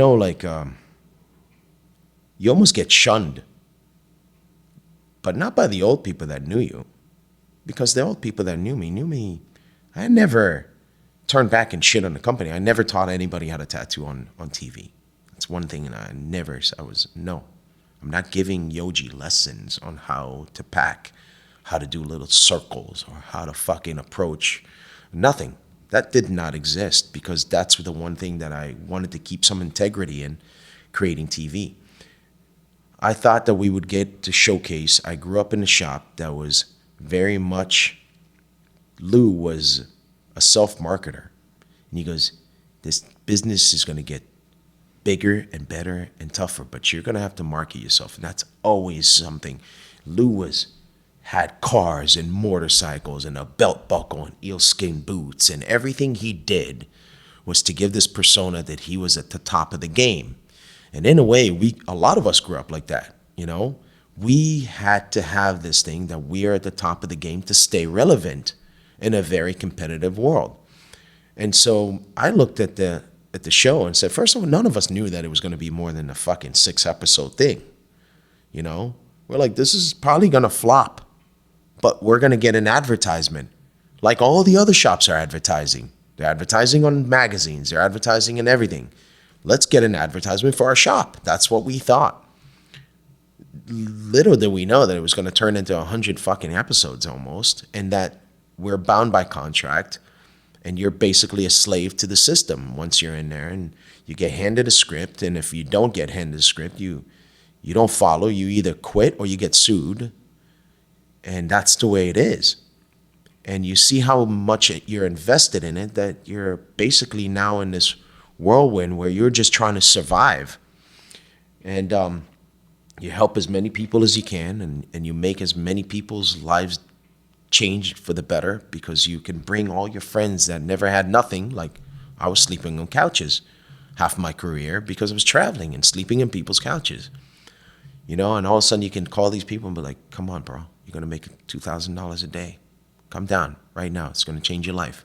You can go home and buy cars and homes and provide for your kids and be smart with it and help and tell them what to do with their money and tell them to invest, and don't just beat off and fucking think that this is going to last forever. And I could look and say that I did that for a lot of fucking people, and I did it because I wanted to see them succeed. And man, my shop's full of guys that have been together for 17 years, 20 years. We didn't have all these people come in. I took care of the people that were there with me through my journey. And you know, I didn't lose it all like MC Hammer, you know, but I literally had fucking helped a lot of people, and I'm happy to see them succeed. You know, I was always happy to see other people succeed, because I think that's important. You know, like, to hate on people that are successful is a fucking cancer you're going to live with. Do you think that maybe some of the motivation for helping people like that is to ease the fingers pointing at you for ruining tattooing, some people might say? You know, there's two sides to this, and I know. Listen, I sat many times and thought whether I'm the reason that, you know, tattoos is where it is today, for good or for bad. And when you say we're really intelligent people, way more intelligent than I am, and they're telling you had made tattooing into what it is today, $50 billion industry. Which I hate the word industry, but that's what it is, because when you're reaching $15 billion attached to anything, it's an industry. And you have opened it to people walking into tattoo shops everywhere, where before we were convicts and fucking gang members, because that's what we were, bikers, convicts and gang members. That's what they looked at us like. And now everybody's got tattoos. Soccer moms are tattooed. Conventions are fucking packing 30,000 people in them, because that never existed. Do I take that and say I'm responsible for it? No, it was inevitable. I have to say it again and again. If it wasn't me, it was going to be somebody else. There was 150 people casted. I just ended up who was the person that was chosen to do it, not because of my skills in tattooing. We got lucky that we ended up with a bunch of guys with some foundation to tattooing that was a proper foundation. But Discovery didn't know anything about tattooing. They didn't look at our portfolios to see if they're going to give us a job due to our technical skills. It could have been a scratcher in fucking Myrtle Beach that doesn't know shit about tattooing, and we would have ended up with a whole different fucking story. The thing is, I think really to do TV, there's charisma and there's energy in a room that makes a show, whether it's Friends, whether it's this, whether it's something that entertains people to want to watch. The dynamic between us was genuine because we were all friends. Even though we were driving drama down people's throat because of the network, because that's what comes in a script. There was a genuine thing there that we were all friends, all suffering together, creating this thing. I'll never take the credit. And maybe some people want to give me the credit for the good or for the bad. It was inevitable. It was going to happen. And it could have been way worse. And I always look at it as, because I always beat myself up on my tattoos or anything that I do. I never fucking wake up in the morning like, you fucking killed it, you're the man. No, that shit does not exist. Anybody that knows me, when they truly know me, they know I'm a really fucking humble, hardworking person. And I try to do the same for my guys under me and I'm not saying under me that work for me, because nobody works for me. They work with me, and I always, the younger generation, I'm like, just take care of your shit, man. Just make sure you put money aside. Just make sure you fucking stick to the things that are important to you, and all that shit that was important to me. And if you think TV is something that's truth, there's any truth to it, you're misled. There's nothing true about TV. You're creating a show, and it's a bullshit canvas. And once you walk away from the canvas, your true self will stay with you for the rest of your career. Nothing was true about that. Because the only thing was true was tattooing. That's it. The only thing that was true about creating episodes on any of these shows is the fact that tattooing is still being done. The rest of the shit is just drama forced by the corporations. And if you believe that's true, then you're dense. How have you been able to deal with the negativity that might have come from that? If I was really fucking dumb, I think the negativity would have probably crushed me. But I saw past it. I looked at it and I said, you know what? I go to sleep content. I know that I've always been there for my fucking friends. I've been there for my family. I took care of my mom. I took care of my friends that never had nothing. And I'm content with that. And I don't need anybody's, stamp of a fucking approval to realize that no matter what, I've been a good fucking person to a lot of people, and throughout the years, you realize that you'll lose friends that maybe don't think the same as you. And maybe those weren't real friends. And the closer we get to the grave, the less friends you have, because you realize that, not everybody was a true friend. And through those last few years, I've made really close friends that I realize that understand that fundamental goodness of being a good person, that right thing to do. And man, it's like Tommy Montoya, ended up on the show. He could have got to his head and he blew up and he did 40 episodes with us, whatever it was. And he's probably one of my favorite fucking people in the world. And I've known him for the least amount of time. I've only been friends with him for like 8 years. But that's a dude that every time something happens, he's like, you need anything? How you doing? If you need anything, I know you're trying to refinance your house. I know that you need $50,000, I'll send it to you. Don't worry about it. It's just genuine fucking solid people that are still out there, and his brother and my true close friends that have always been there to pick each other up. That's what it's all about. You can't let everybody that thinks they know you tell you that you're not that person. It's the people that really truly know you will be there forever. And as long as you treat them good, they'll treat you good back. And that's the most important thing. Fuck everybody else. You can't make everybody like you. Right. And people just love to hate. Yeah. When they're not happy within themselves, they'll always point at somebody across the street and hate on them because they're just not happy with themselves. If you're looking at the guy across the street because his car is fucking newer and better, it's going to give you a miserable fucking life. I'll get into my fucking old Chevy that's beat up and I'll still be happy.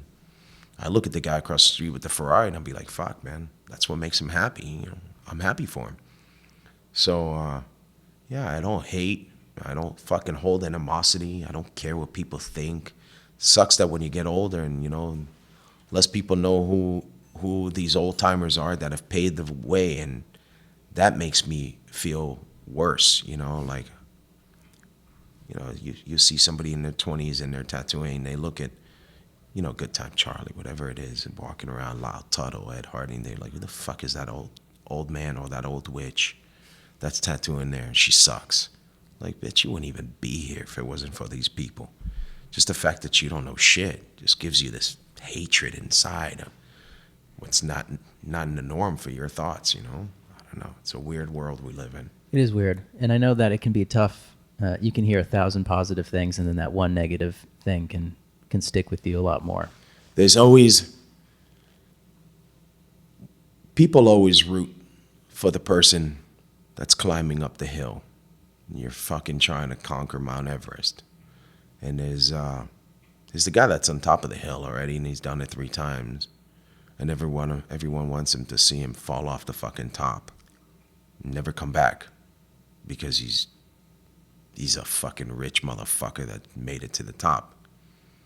And they root for the one that is crawling up, trying to make it to the top. But when he gets to the top, they're not supportive of it anymore. Now they're rooting for the next fucking guy that's on the bottom.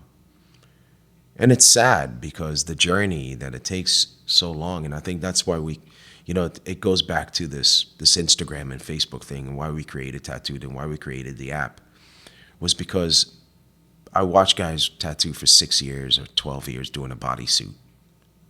And they've worked so hard, 200 hours of a bodysuit. And they put it on their Instagram to show off their fucking work that they're so proud of this achievement for both sides, for the client side that has endured so many hours of fucking pain, to the amount of hours that we broke our back trying to do something to give to the client, not to you, but to the client. And now in 6 hours, it's irrelevant through algorithm. And that crushes me. It crushes me so bad that I realize how fucked up it is. That my life's work is judged by your algorithm. And in 24 hours, nobody will ever get to see that back piece, even though it took you 12 years to do. That's a fucked up thing. So, and likes, and all those things that we're so prone to fucking make an importance in our life, and how important those likes are. I said, no likes on the app. Fuck these likes. What tattoo artist gives a shit about likes? You want to know how good you are, don't ever listen to your client. They don't know how good you are. These guys that have been tattooing fucking around you, that are your peers, they don't know how good you are, how bad you are. They'll tell you the true, level what you stand in.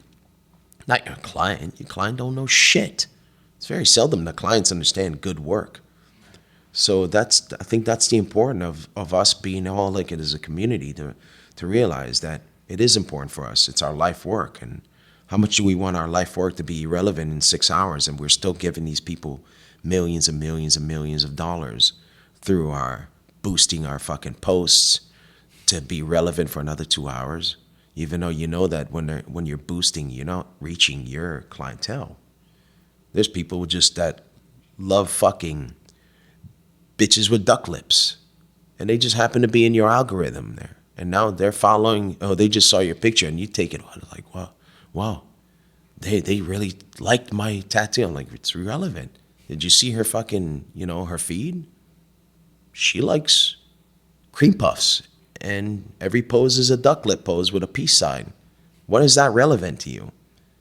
So this business is so, it's so spread apart, and because we haven't had any unity in it, in a way.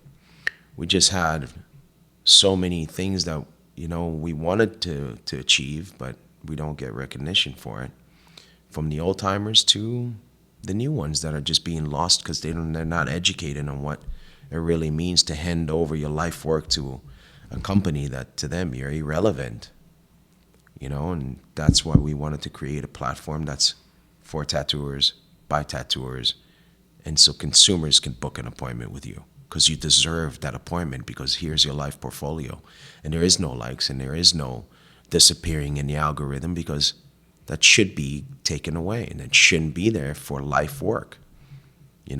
Nobody's going to tell you, hey, we want you to do a gallery opening but you're only there for half an hour and we're taking your picture off. For the rest of the fucking day, there's 60 other guys. And we're only going to tell a third of your audience. And we're only going to tell a third of you. And you know the number, which is a third. 3%. It's not a third. It's 3%. 3% of your audience will actually view your content. 3%. And if you're boosting and you think you're buying something with that, you're not targeting. You think you are, but you're not. Right. You should look through it one time and see who you're targeting and to really feel how many. And it's hard when someone has 250,000 followers. Is he going to go look through who he's really targeted when he boosted? No. It's too many people to scroll through amounts of bullshit to realize. But yeah, the average person is 3%. 3% of your fucking followers will actually see your content. People that want to see your stuff. People that really want to see your stuff, but because they haven't been active because they've been in Honolulu for 2 fucking weeks. At that point, since you didn't like their pictures for the last 2 weeks, Yeah, they're gone. They're gone. Yep. And I hadn't really need to stop that. And It's a big undertaking to go up against something as large as Instagram or Facebook. I know, but it's important for us. It's important for us to be able to have a marketing tool because advertisement for us is really becoming hard for salt water, for companies that deserve to be the ones you choose as an artist to where you're buying a Bishop or Lucky's or these companies that do deserve where you're buying and how you support them. How are they advertising? Where are they advertising? Instagram and Facebook, that's not an advertisement. I had to take on that. That's my main focus, is to be able to provide that for what's a remainder of our business that we can still hold on to, because it is important that it stays with us, And maybe I'll be known to do that one great thing. It's definitely not the other ones. I'm fine with it. Complete content with it. The whole thing is so odd because the original basis, my original idea for this show was to discuss specifically the impact of technology and internet and all this new stuff on tattooing. In the first season of episodes, by the end of it, I was just I had enough. It was enough of talking about the similar thing with some like-minded people. But since then, I've been able to kind of step back a little bit and look at it differently, and it's almost like an experiment in a way, because I've had Instagram for as long as it's been out, and I kind of peaked at a point. So on average, a picture of a tattoo would get, a good one would get like 200 to 300 likes. But then since making this podcast, now the same tattoos will get 2,000 likes or 1,500 likes. And it's never more clear to me how none of it matters. I mean, it matters, but it doesn't mean anything. And when people seek so much validation through that stuff, it's like a battle that you'll never win. It's like an abusive relationship almost. It is. We as human beings are built a certain way genetically to have this need to have some form of validation, hopefully by your peers and not by sheeps that are following you because they think you're something that you're not.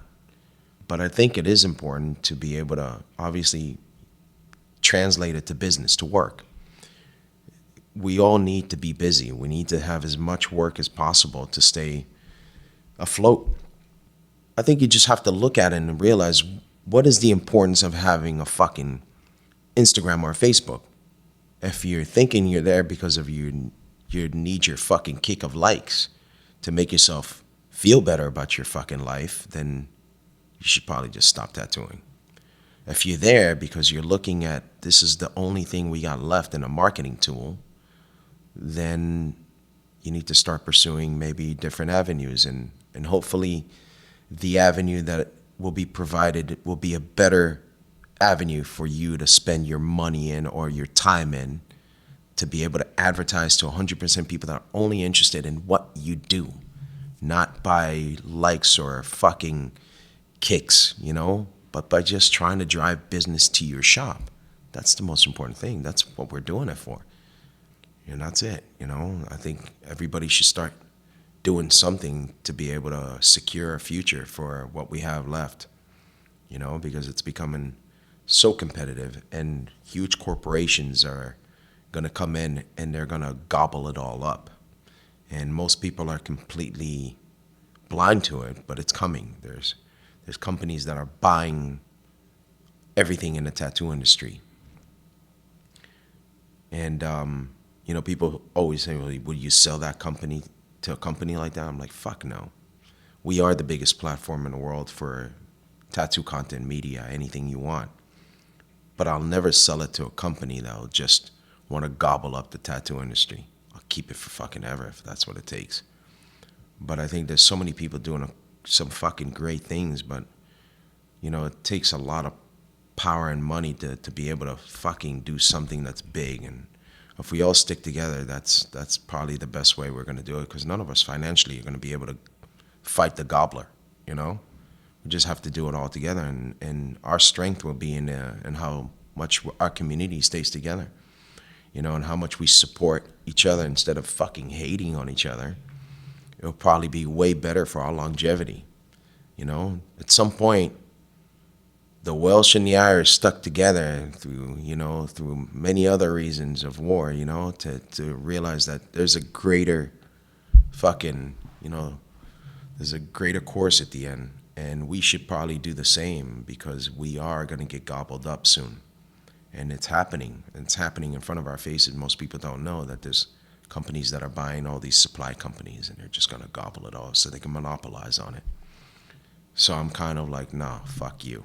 We're gonna make sure that everybody's aware of it. We're gonna make sure that we're gonna spread the idea that companies that came from cosmetics don't belong in our industry, and that you should probably support the companies that do belong in our industry. And here's a guy that's been tattooing for 50 years, and you should probably buy his machine rather than that nose trimmer that came from a cosmetic company.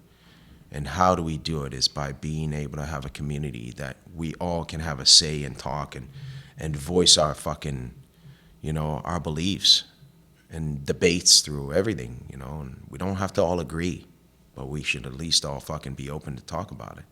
Do you feel like time is kind of running out in the sense that at a certain point, and I don't know if we're there yet or not, that the younger group of newer tattooers will start to outweigh the older tattooers that hold the same ethics that you do? 100%, it's already happened. Man, you ask questions that you basically already answered, because I guess you've done so many of these and you've accumulated a lot of information. I'm just trying to guide you to spit out my own agenda. I love it. You're fucking good. You should be in the CIA. We're outweighed already. There's 80% of the population in the tattoo industry these days are kids that have been tattooing less than 6 years. It's 80%. So they grew up watching you.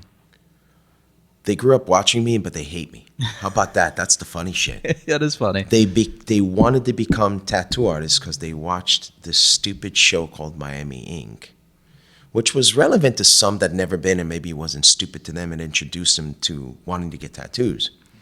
The funny thing is, the people that got into tattooing within the last 15 years, because that's how long it's been, almost 15 years.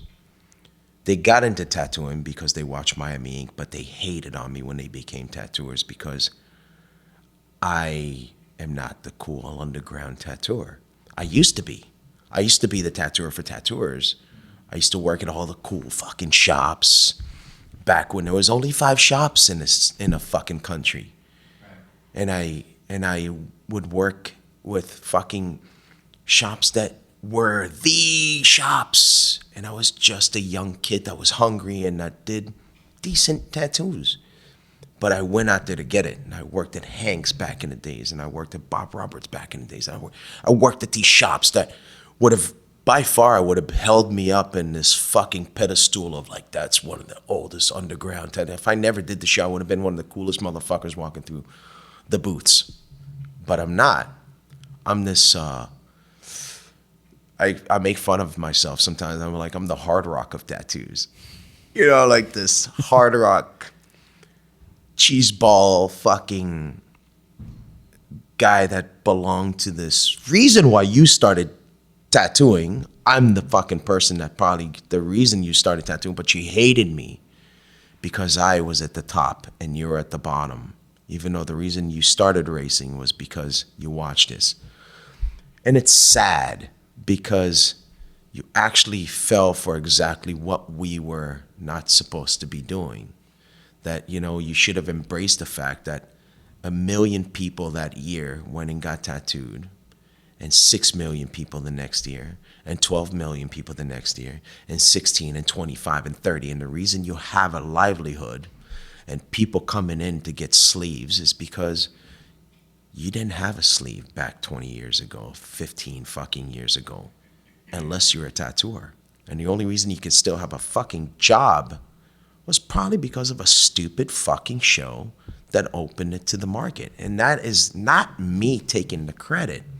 It's just a coincidence of having a show that opened tattooing to the public, to the norm. And at that point, how do you hate on something that paved the way? Like I would hate on guys that started tattooing in the fucking 50s and they weren't good, but I didn't hate on them because they paved the way for me to be a tattooer. You know, so, and it's not me. It's the road that was paved. The tattoo shop was just a road that was paved, not me. You keep people that want to blame and point fingers pointed at me, not the show. It's a specific, that guy. That guy's got to be the most arrogant guy in the fucking world because he became the biggest name in their mind in the tattoo industry undeservingly. Like I had something to do with it. You know, like I'm the mastermind and I'm sitting there behind the curtains with my hands. You're like in the editing room. The Wizard of Oz, you know, and I'm pulling this fucking curtain over your face. I'm like, get for real, man. The road was paved because of a show, not because of any of us. And the next success of the show, and Ink Master, which they all hate on me, but they want to be on Ink Master. You know, it's like... But Ink Master's cool. Super cool. I never, you know, the funny thing is I never watch my shows. I watched 2 episodes of my entire career. I watched my wife go into a room and I would walk out of the room and go read. And she would watch the show because I wanted to vomit watching myself on TV. I was going to ask you that. You want to vomit. You want to kill yourself. You want to kill yourself because what they do with editing, which is the Wizard of Oz. Behind the curtain, that's what you can make. He's God. Make you look like a douchebag and make you look like a saint. And at one point, you look at it and you're like, this is just acting. And the only thing that's real is my tattoo that I'm about to do at 5 o'clock. Other than that, this is just acting. And hopefully you think that people will be smart enough to understand that, but you realize that the world is 80% fucking mongoloids. And I'm sorry to say that to all you mongoloids out there listening. But the world is 80% uneducated mongoloids. And only 20% of us can actually look through whatever we're being fed through media agendas, through propaganda, through all the things that are being fed to us 24/7 to make a sense of life and what is real and what is not. And if you choose to, you know, be on the side that just thinks this guy is a fucking multimillionaire and that's what you choose him, then you're just delusional and that's what you want to believe, you know. But the truth is, nothing's changed.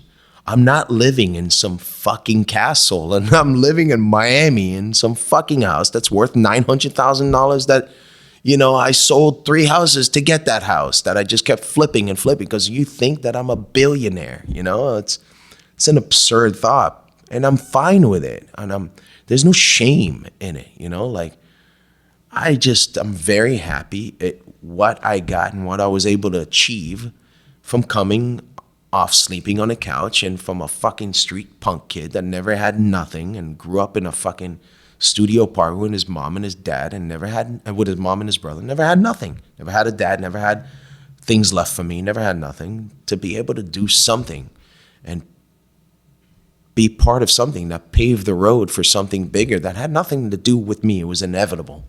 Just happened to be on that bus. It's not mean that everybody on that bus was responsible for driving the bus. So all you listening, Ami's here to say fuck you. Yeah, man. Fuck off. It's not even about that. It's just, like, it's not even a fuck you. It's like, pull your head out of your ass. Yeah. Well, it's like you said before, they root for you when you're coming up, but once you make it to a pedestal, it's too late. Yeah. It's so funny. Like, I walk around in conventions, and I only do 2 conventions a year, maybe. I do Mickey's convention in London because he's one of my closest friends in the world.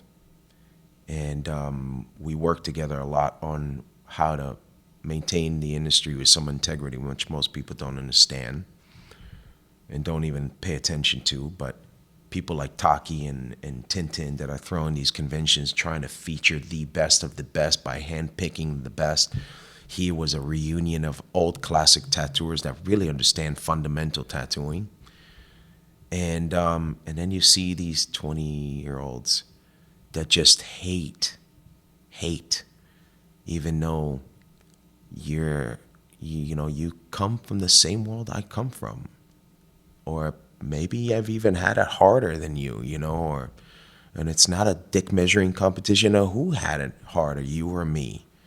It's just a recognition that we're all there due to an unfolding event of circumstances that ended up this broad spectrum of a community that allows you to make a fucking living.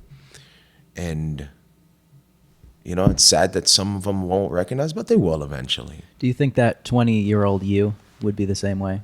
Fuck no, man. I was a angry 20-year-old because I was dealing with luggage that I haven't consumed my whole childhood.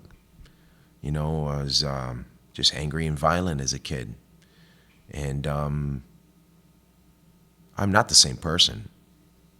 I've always been this outspoken person. Everybody knows me for 25 years in this industry, knew that you want to have a good fucking night with me in my 20s, it's going to be a good night because you're going to go and I'm going to say whatever comes out of my fucking mouth. I'm never going to edit it. I'm always going to give it to you straight. And I think that was kind of the appeal to why we ended up in the show, not because of tattooing. But I realized that, you get wiser and wiser the older you get through the experiences that you go through. And unfortunately, when you're 20, you just look at anybody that's 50 and you think that he's a fucking old timer and he's losing it. You don't really, make sense of how much information was acquired by 50 to really become wise about life, about anything, about tattooing, about this, about that. We used to look at old timers, we praised them. I remember when I was 21 years old and I would go to a convention at 22, 23, 24, 25. I would see Lyle Tuttle, I would see Eddie, and I would go work at Eddie's shop in Philly, and I would go I would go work at old timer shops to acquire information because I looked at them as gods. And today they look at an old lady tattooing that's been tattooing since the 60s. And she's an old witch and she needs to get the fuck on her broom and get the fuck out of here because what she's doing is disgraceful. That kills me. That is the most hurtful shit that I see. It's just casting aside any context or like anything that surrounds why that person does what they do. It's having no consideration for where they came from at all. Nothing. They don't understand that the reason you have food on your plate is because the hard work that they put into an industry that was so fucking taboo and so hard to be a part of that nobody would get a chance to be there, especially women, especially ladies. To be in that industry back then was so tough. Carrie Barbara and even predecessors. There was such a hard fucking business for them to survive in that you really had to be a cool motherfucker as a lady that takes shit from men and throw it back at them and had to live in that really fucking hard world. Gay tattooers, what Cliff Raven went through and all these fucking, you don't know shit about history of tattooing, but you're sitting there and you're hating on people around because you're clueless. It's sad.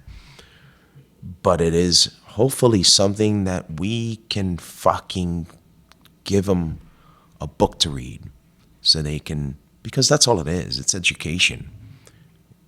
And I hope that I can be a little bit part of that, you know, where we can change people's perception of what they think is righteous in this business and be like, it's actually not.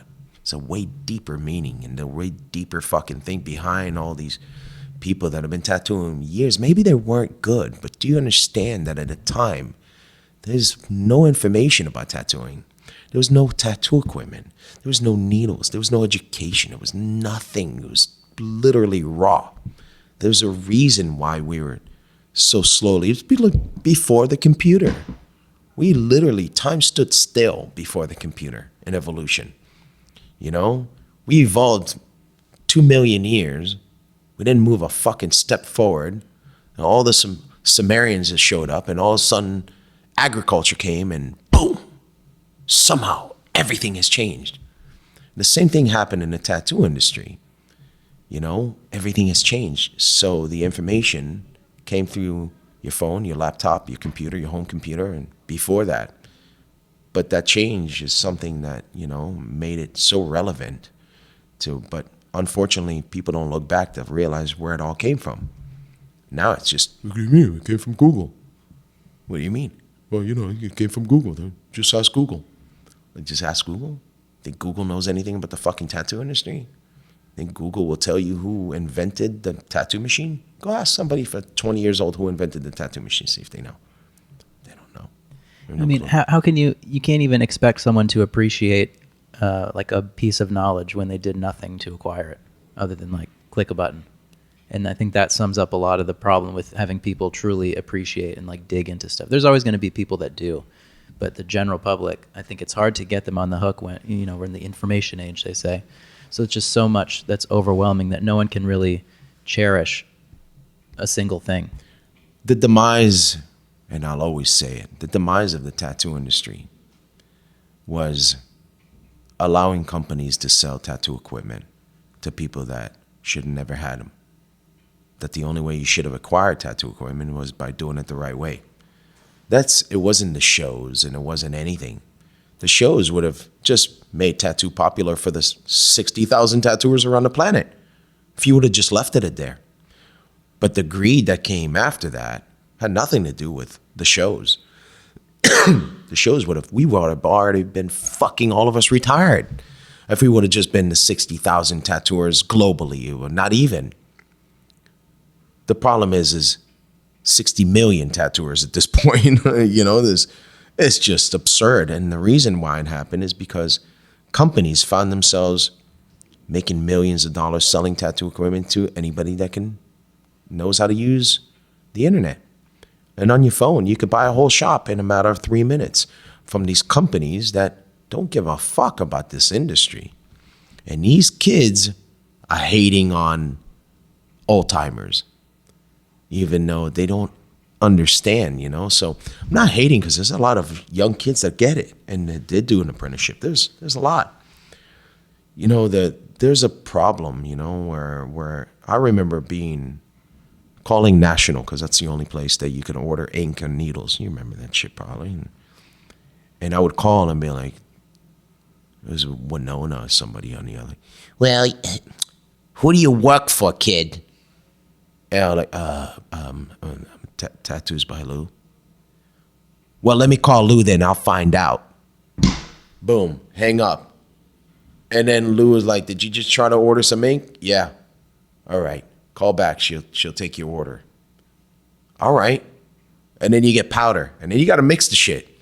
And you turn purple for fucking 2 weeks. You know, Your like blender blows up. You fucking look like a Smurf by making fucking ink for 6 days. I mean, people don't understand what it took, you know?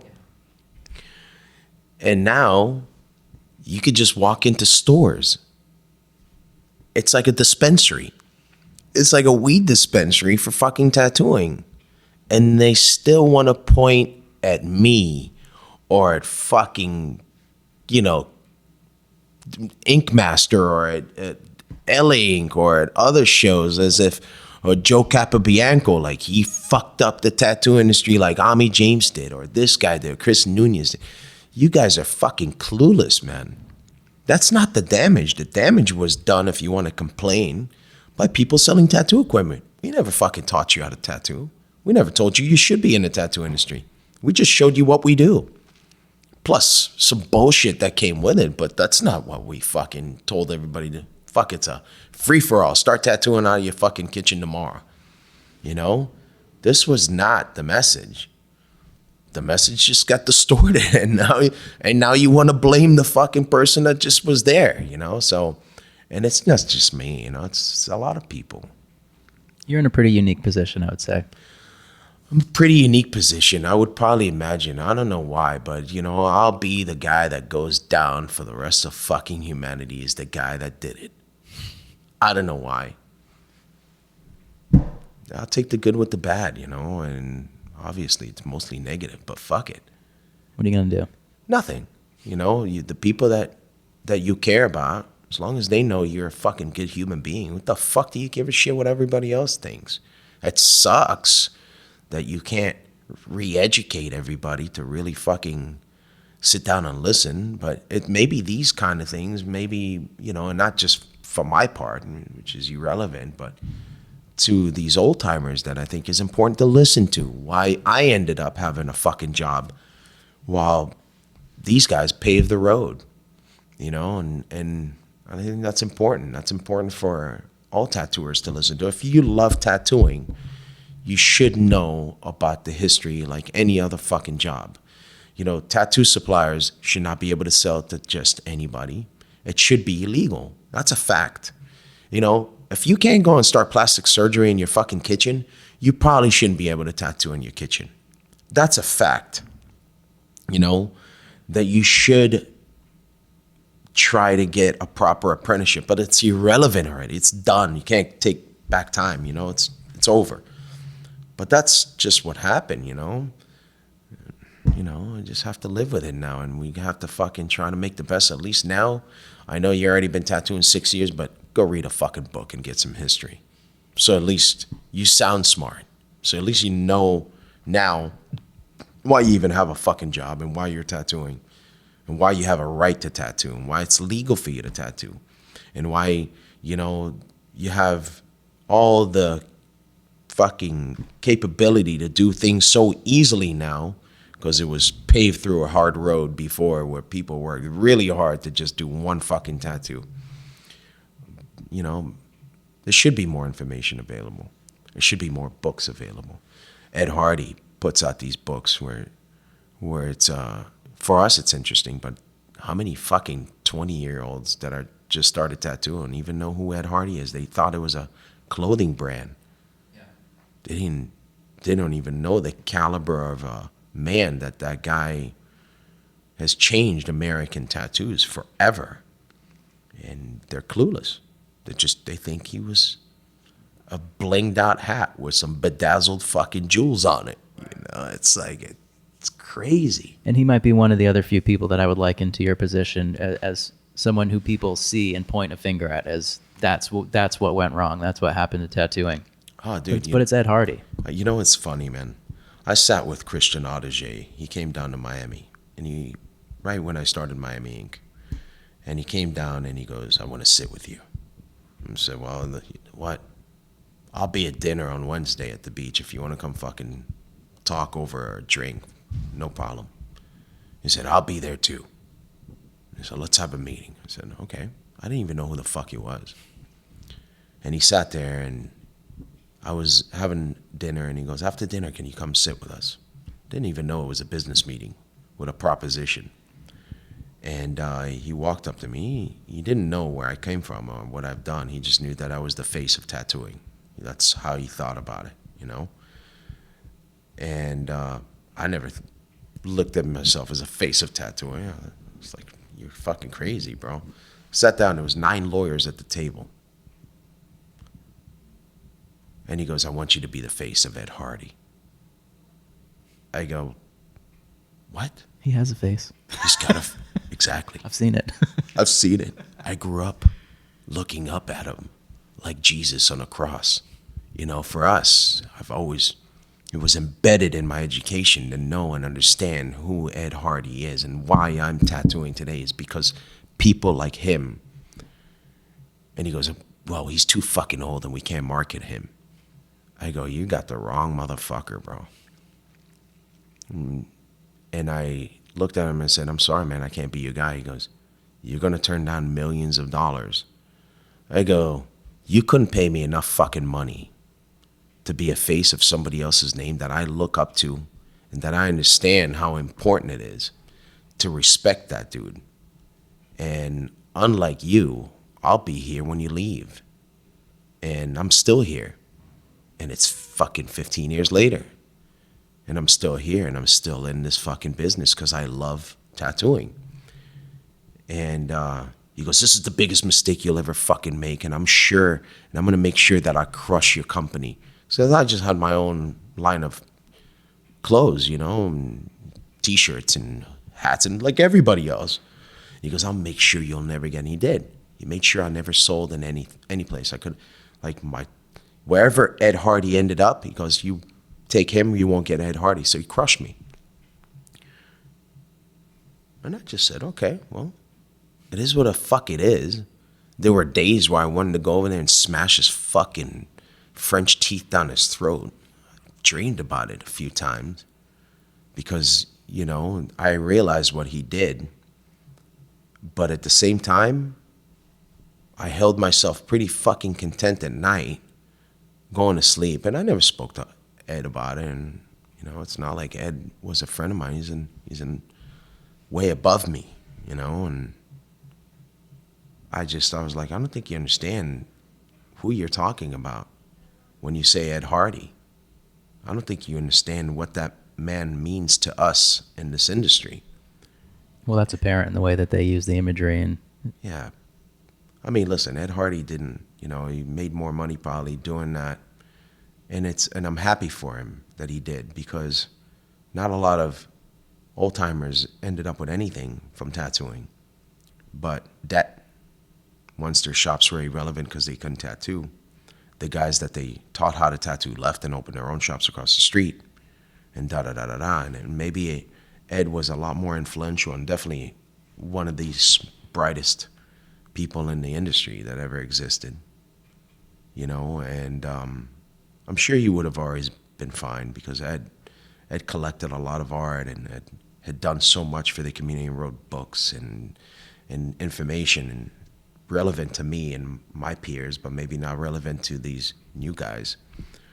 But it definitely made me feel good that he at least made money on something that was going to take care of him, because he's not young and none of us are getting any younger, 50 is fucking coming at me really fast. And I realized that, you got to save as much and put away as much money, because there's no K1 and retirements for fucking tattoo artists and benefits and health care and all the shit that you might get being a fucking cop or a fucking, fireman or work for the city as a post office. We're fucked. And these kids that think that this shit lives forever, I'm like, we all get old. That's the one fucking guarantee in life. You will die. And it's the older you get, the faster it comes.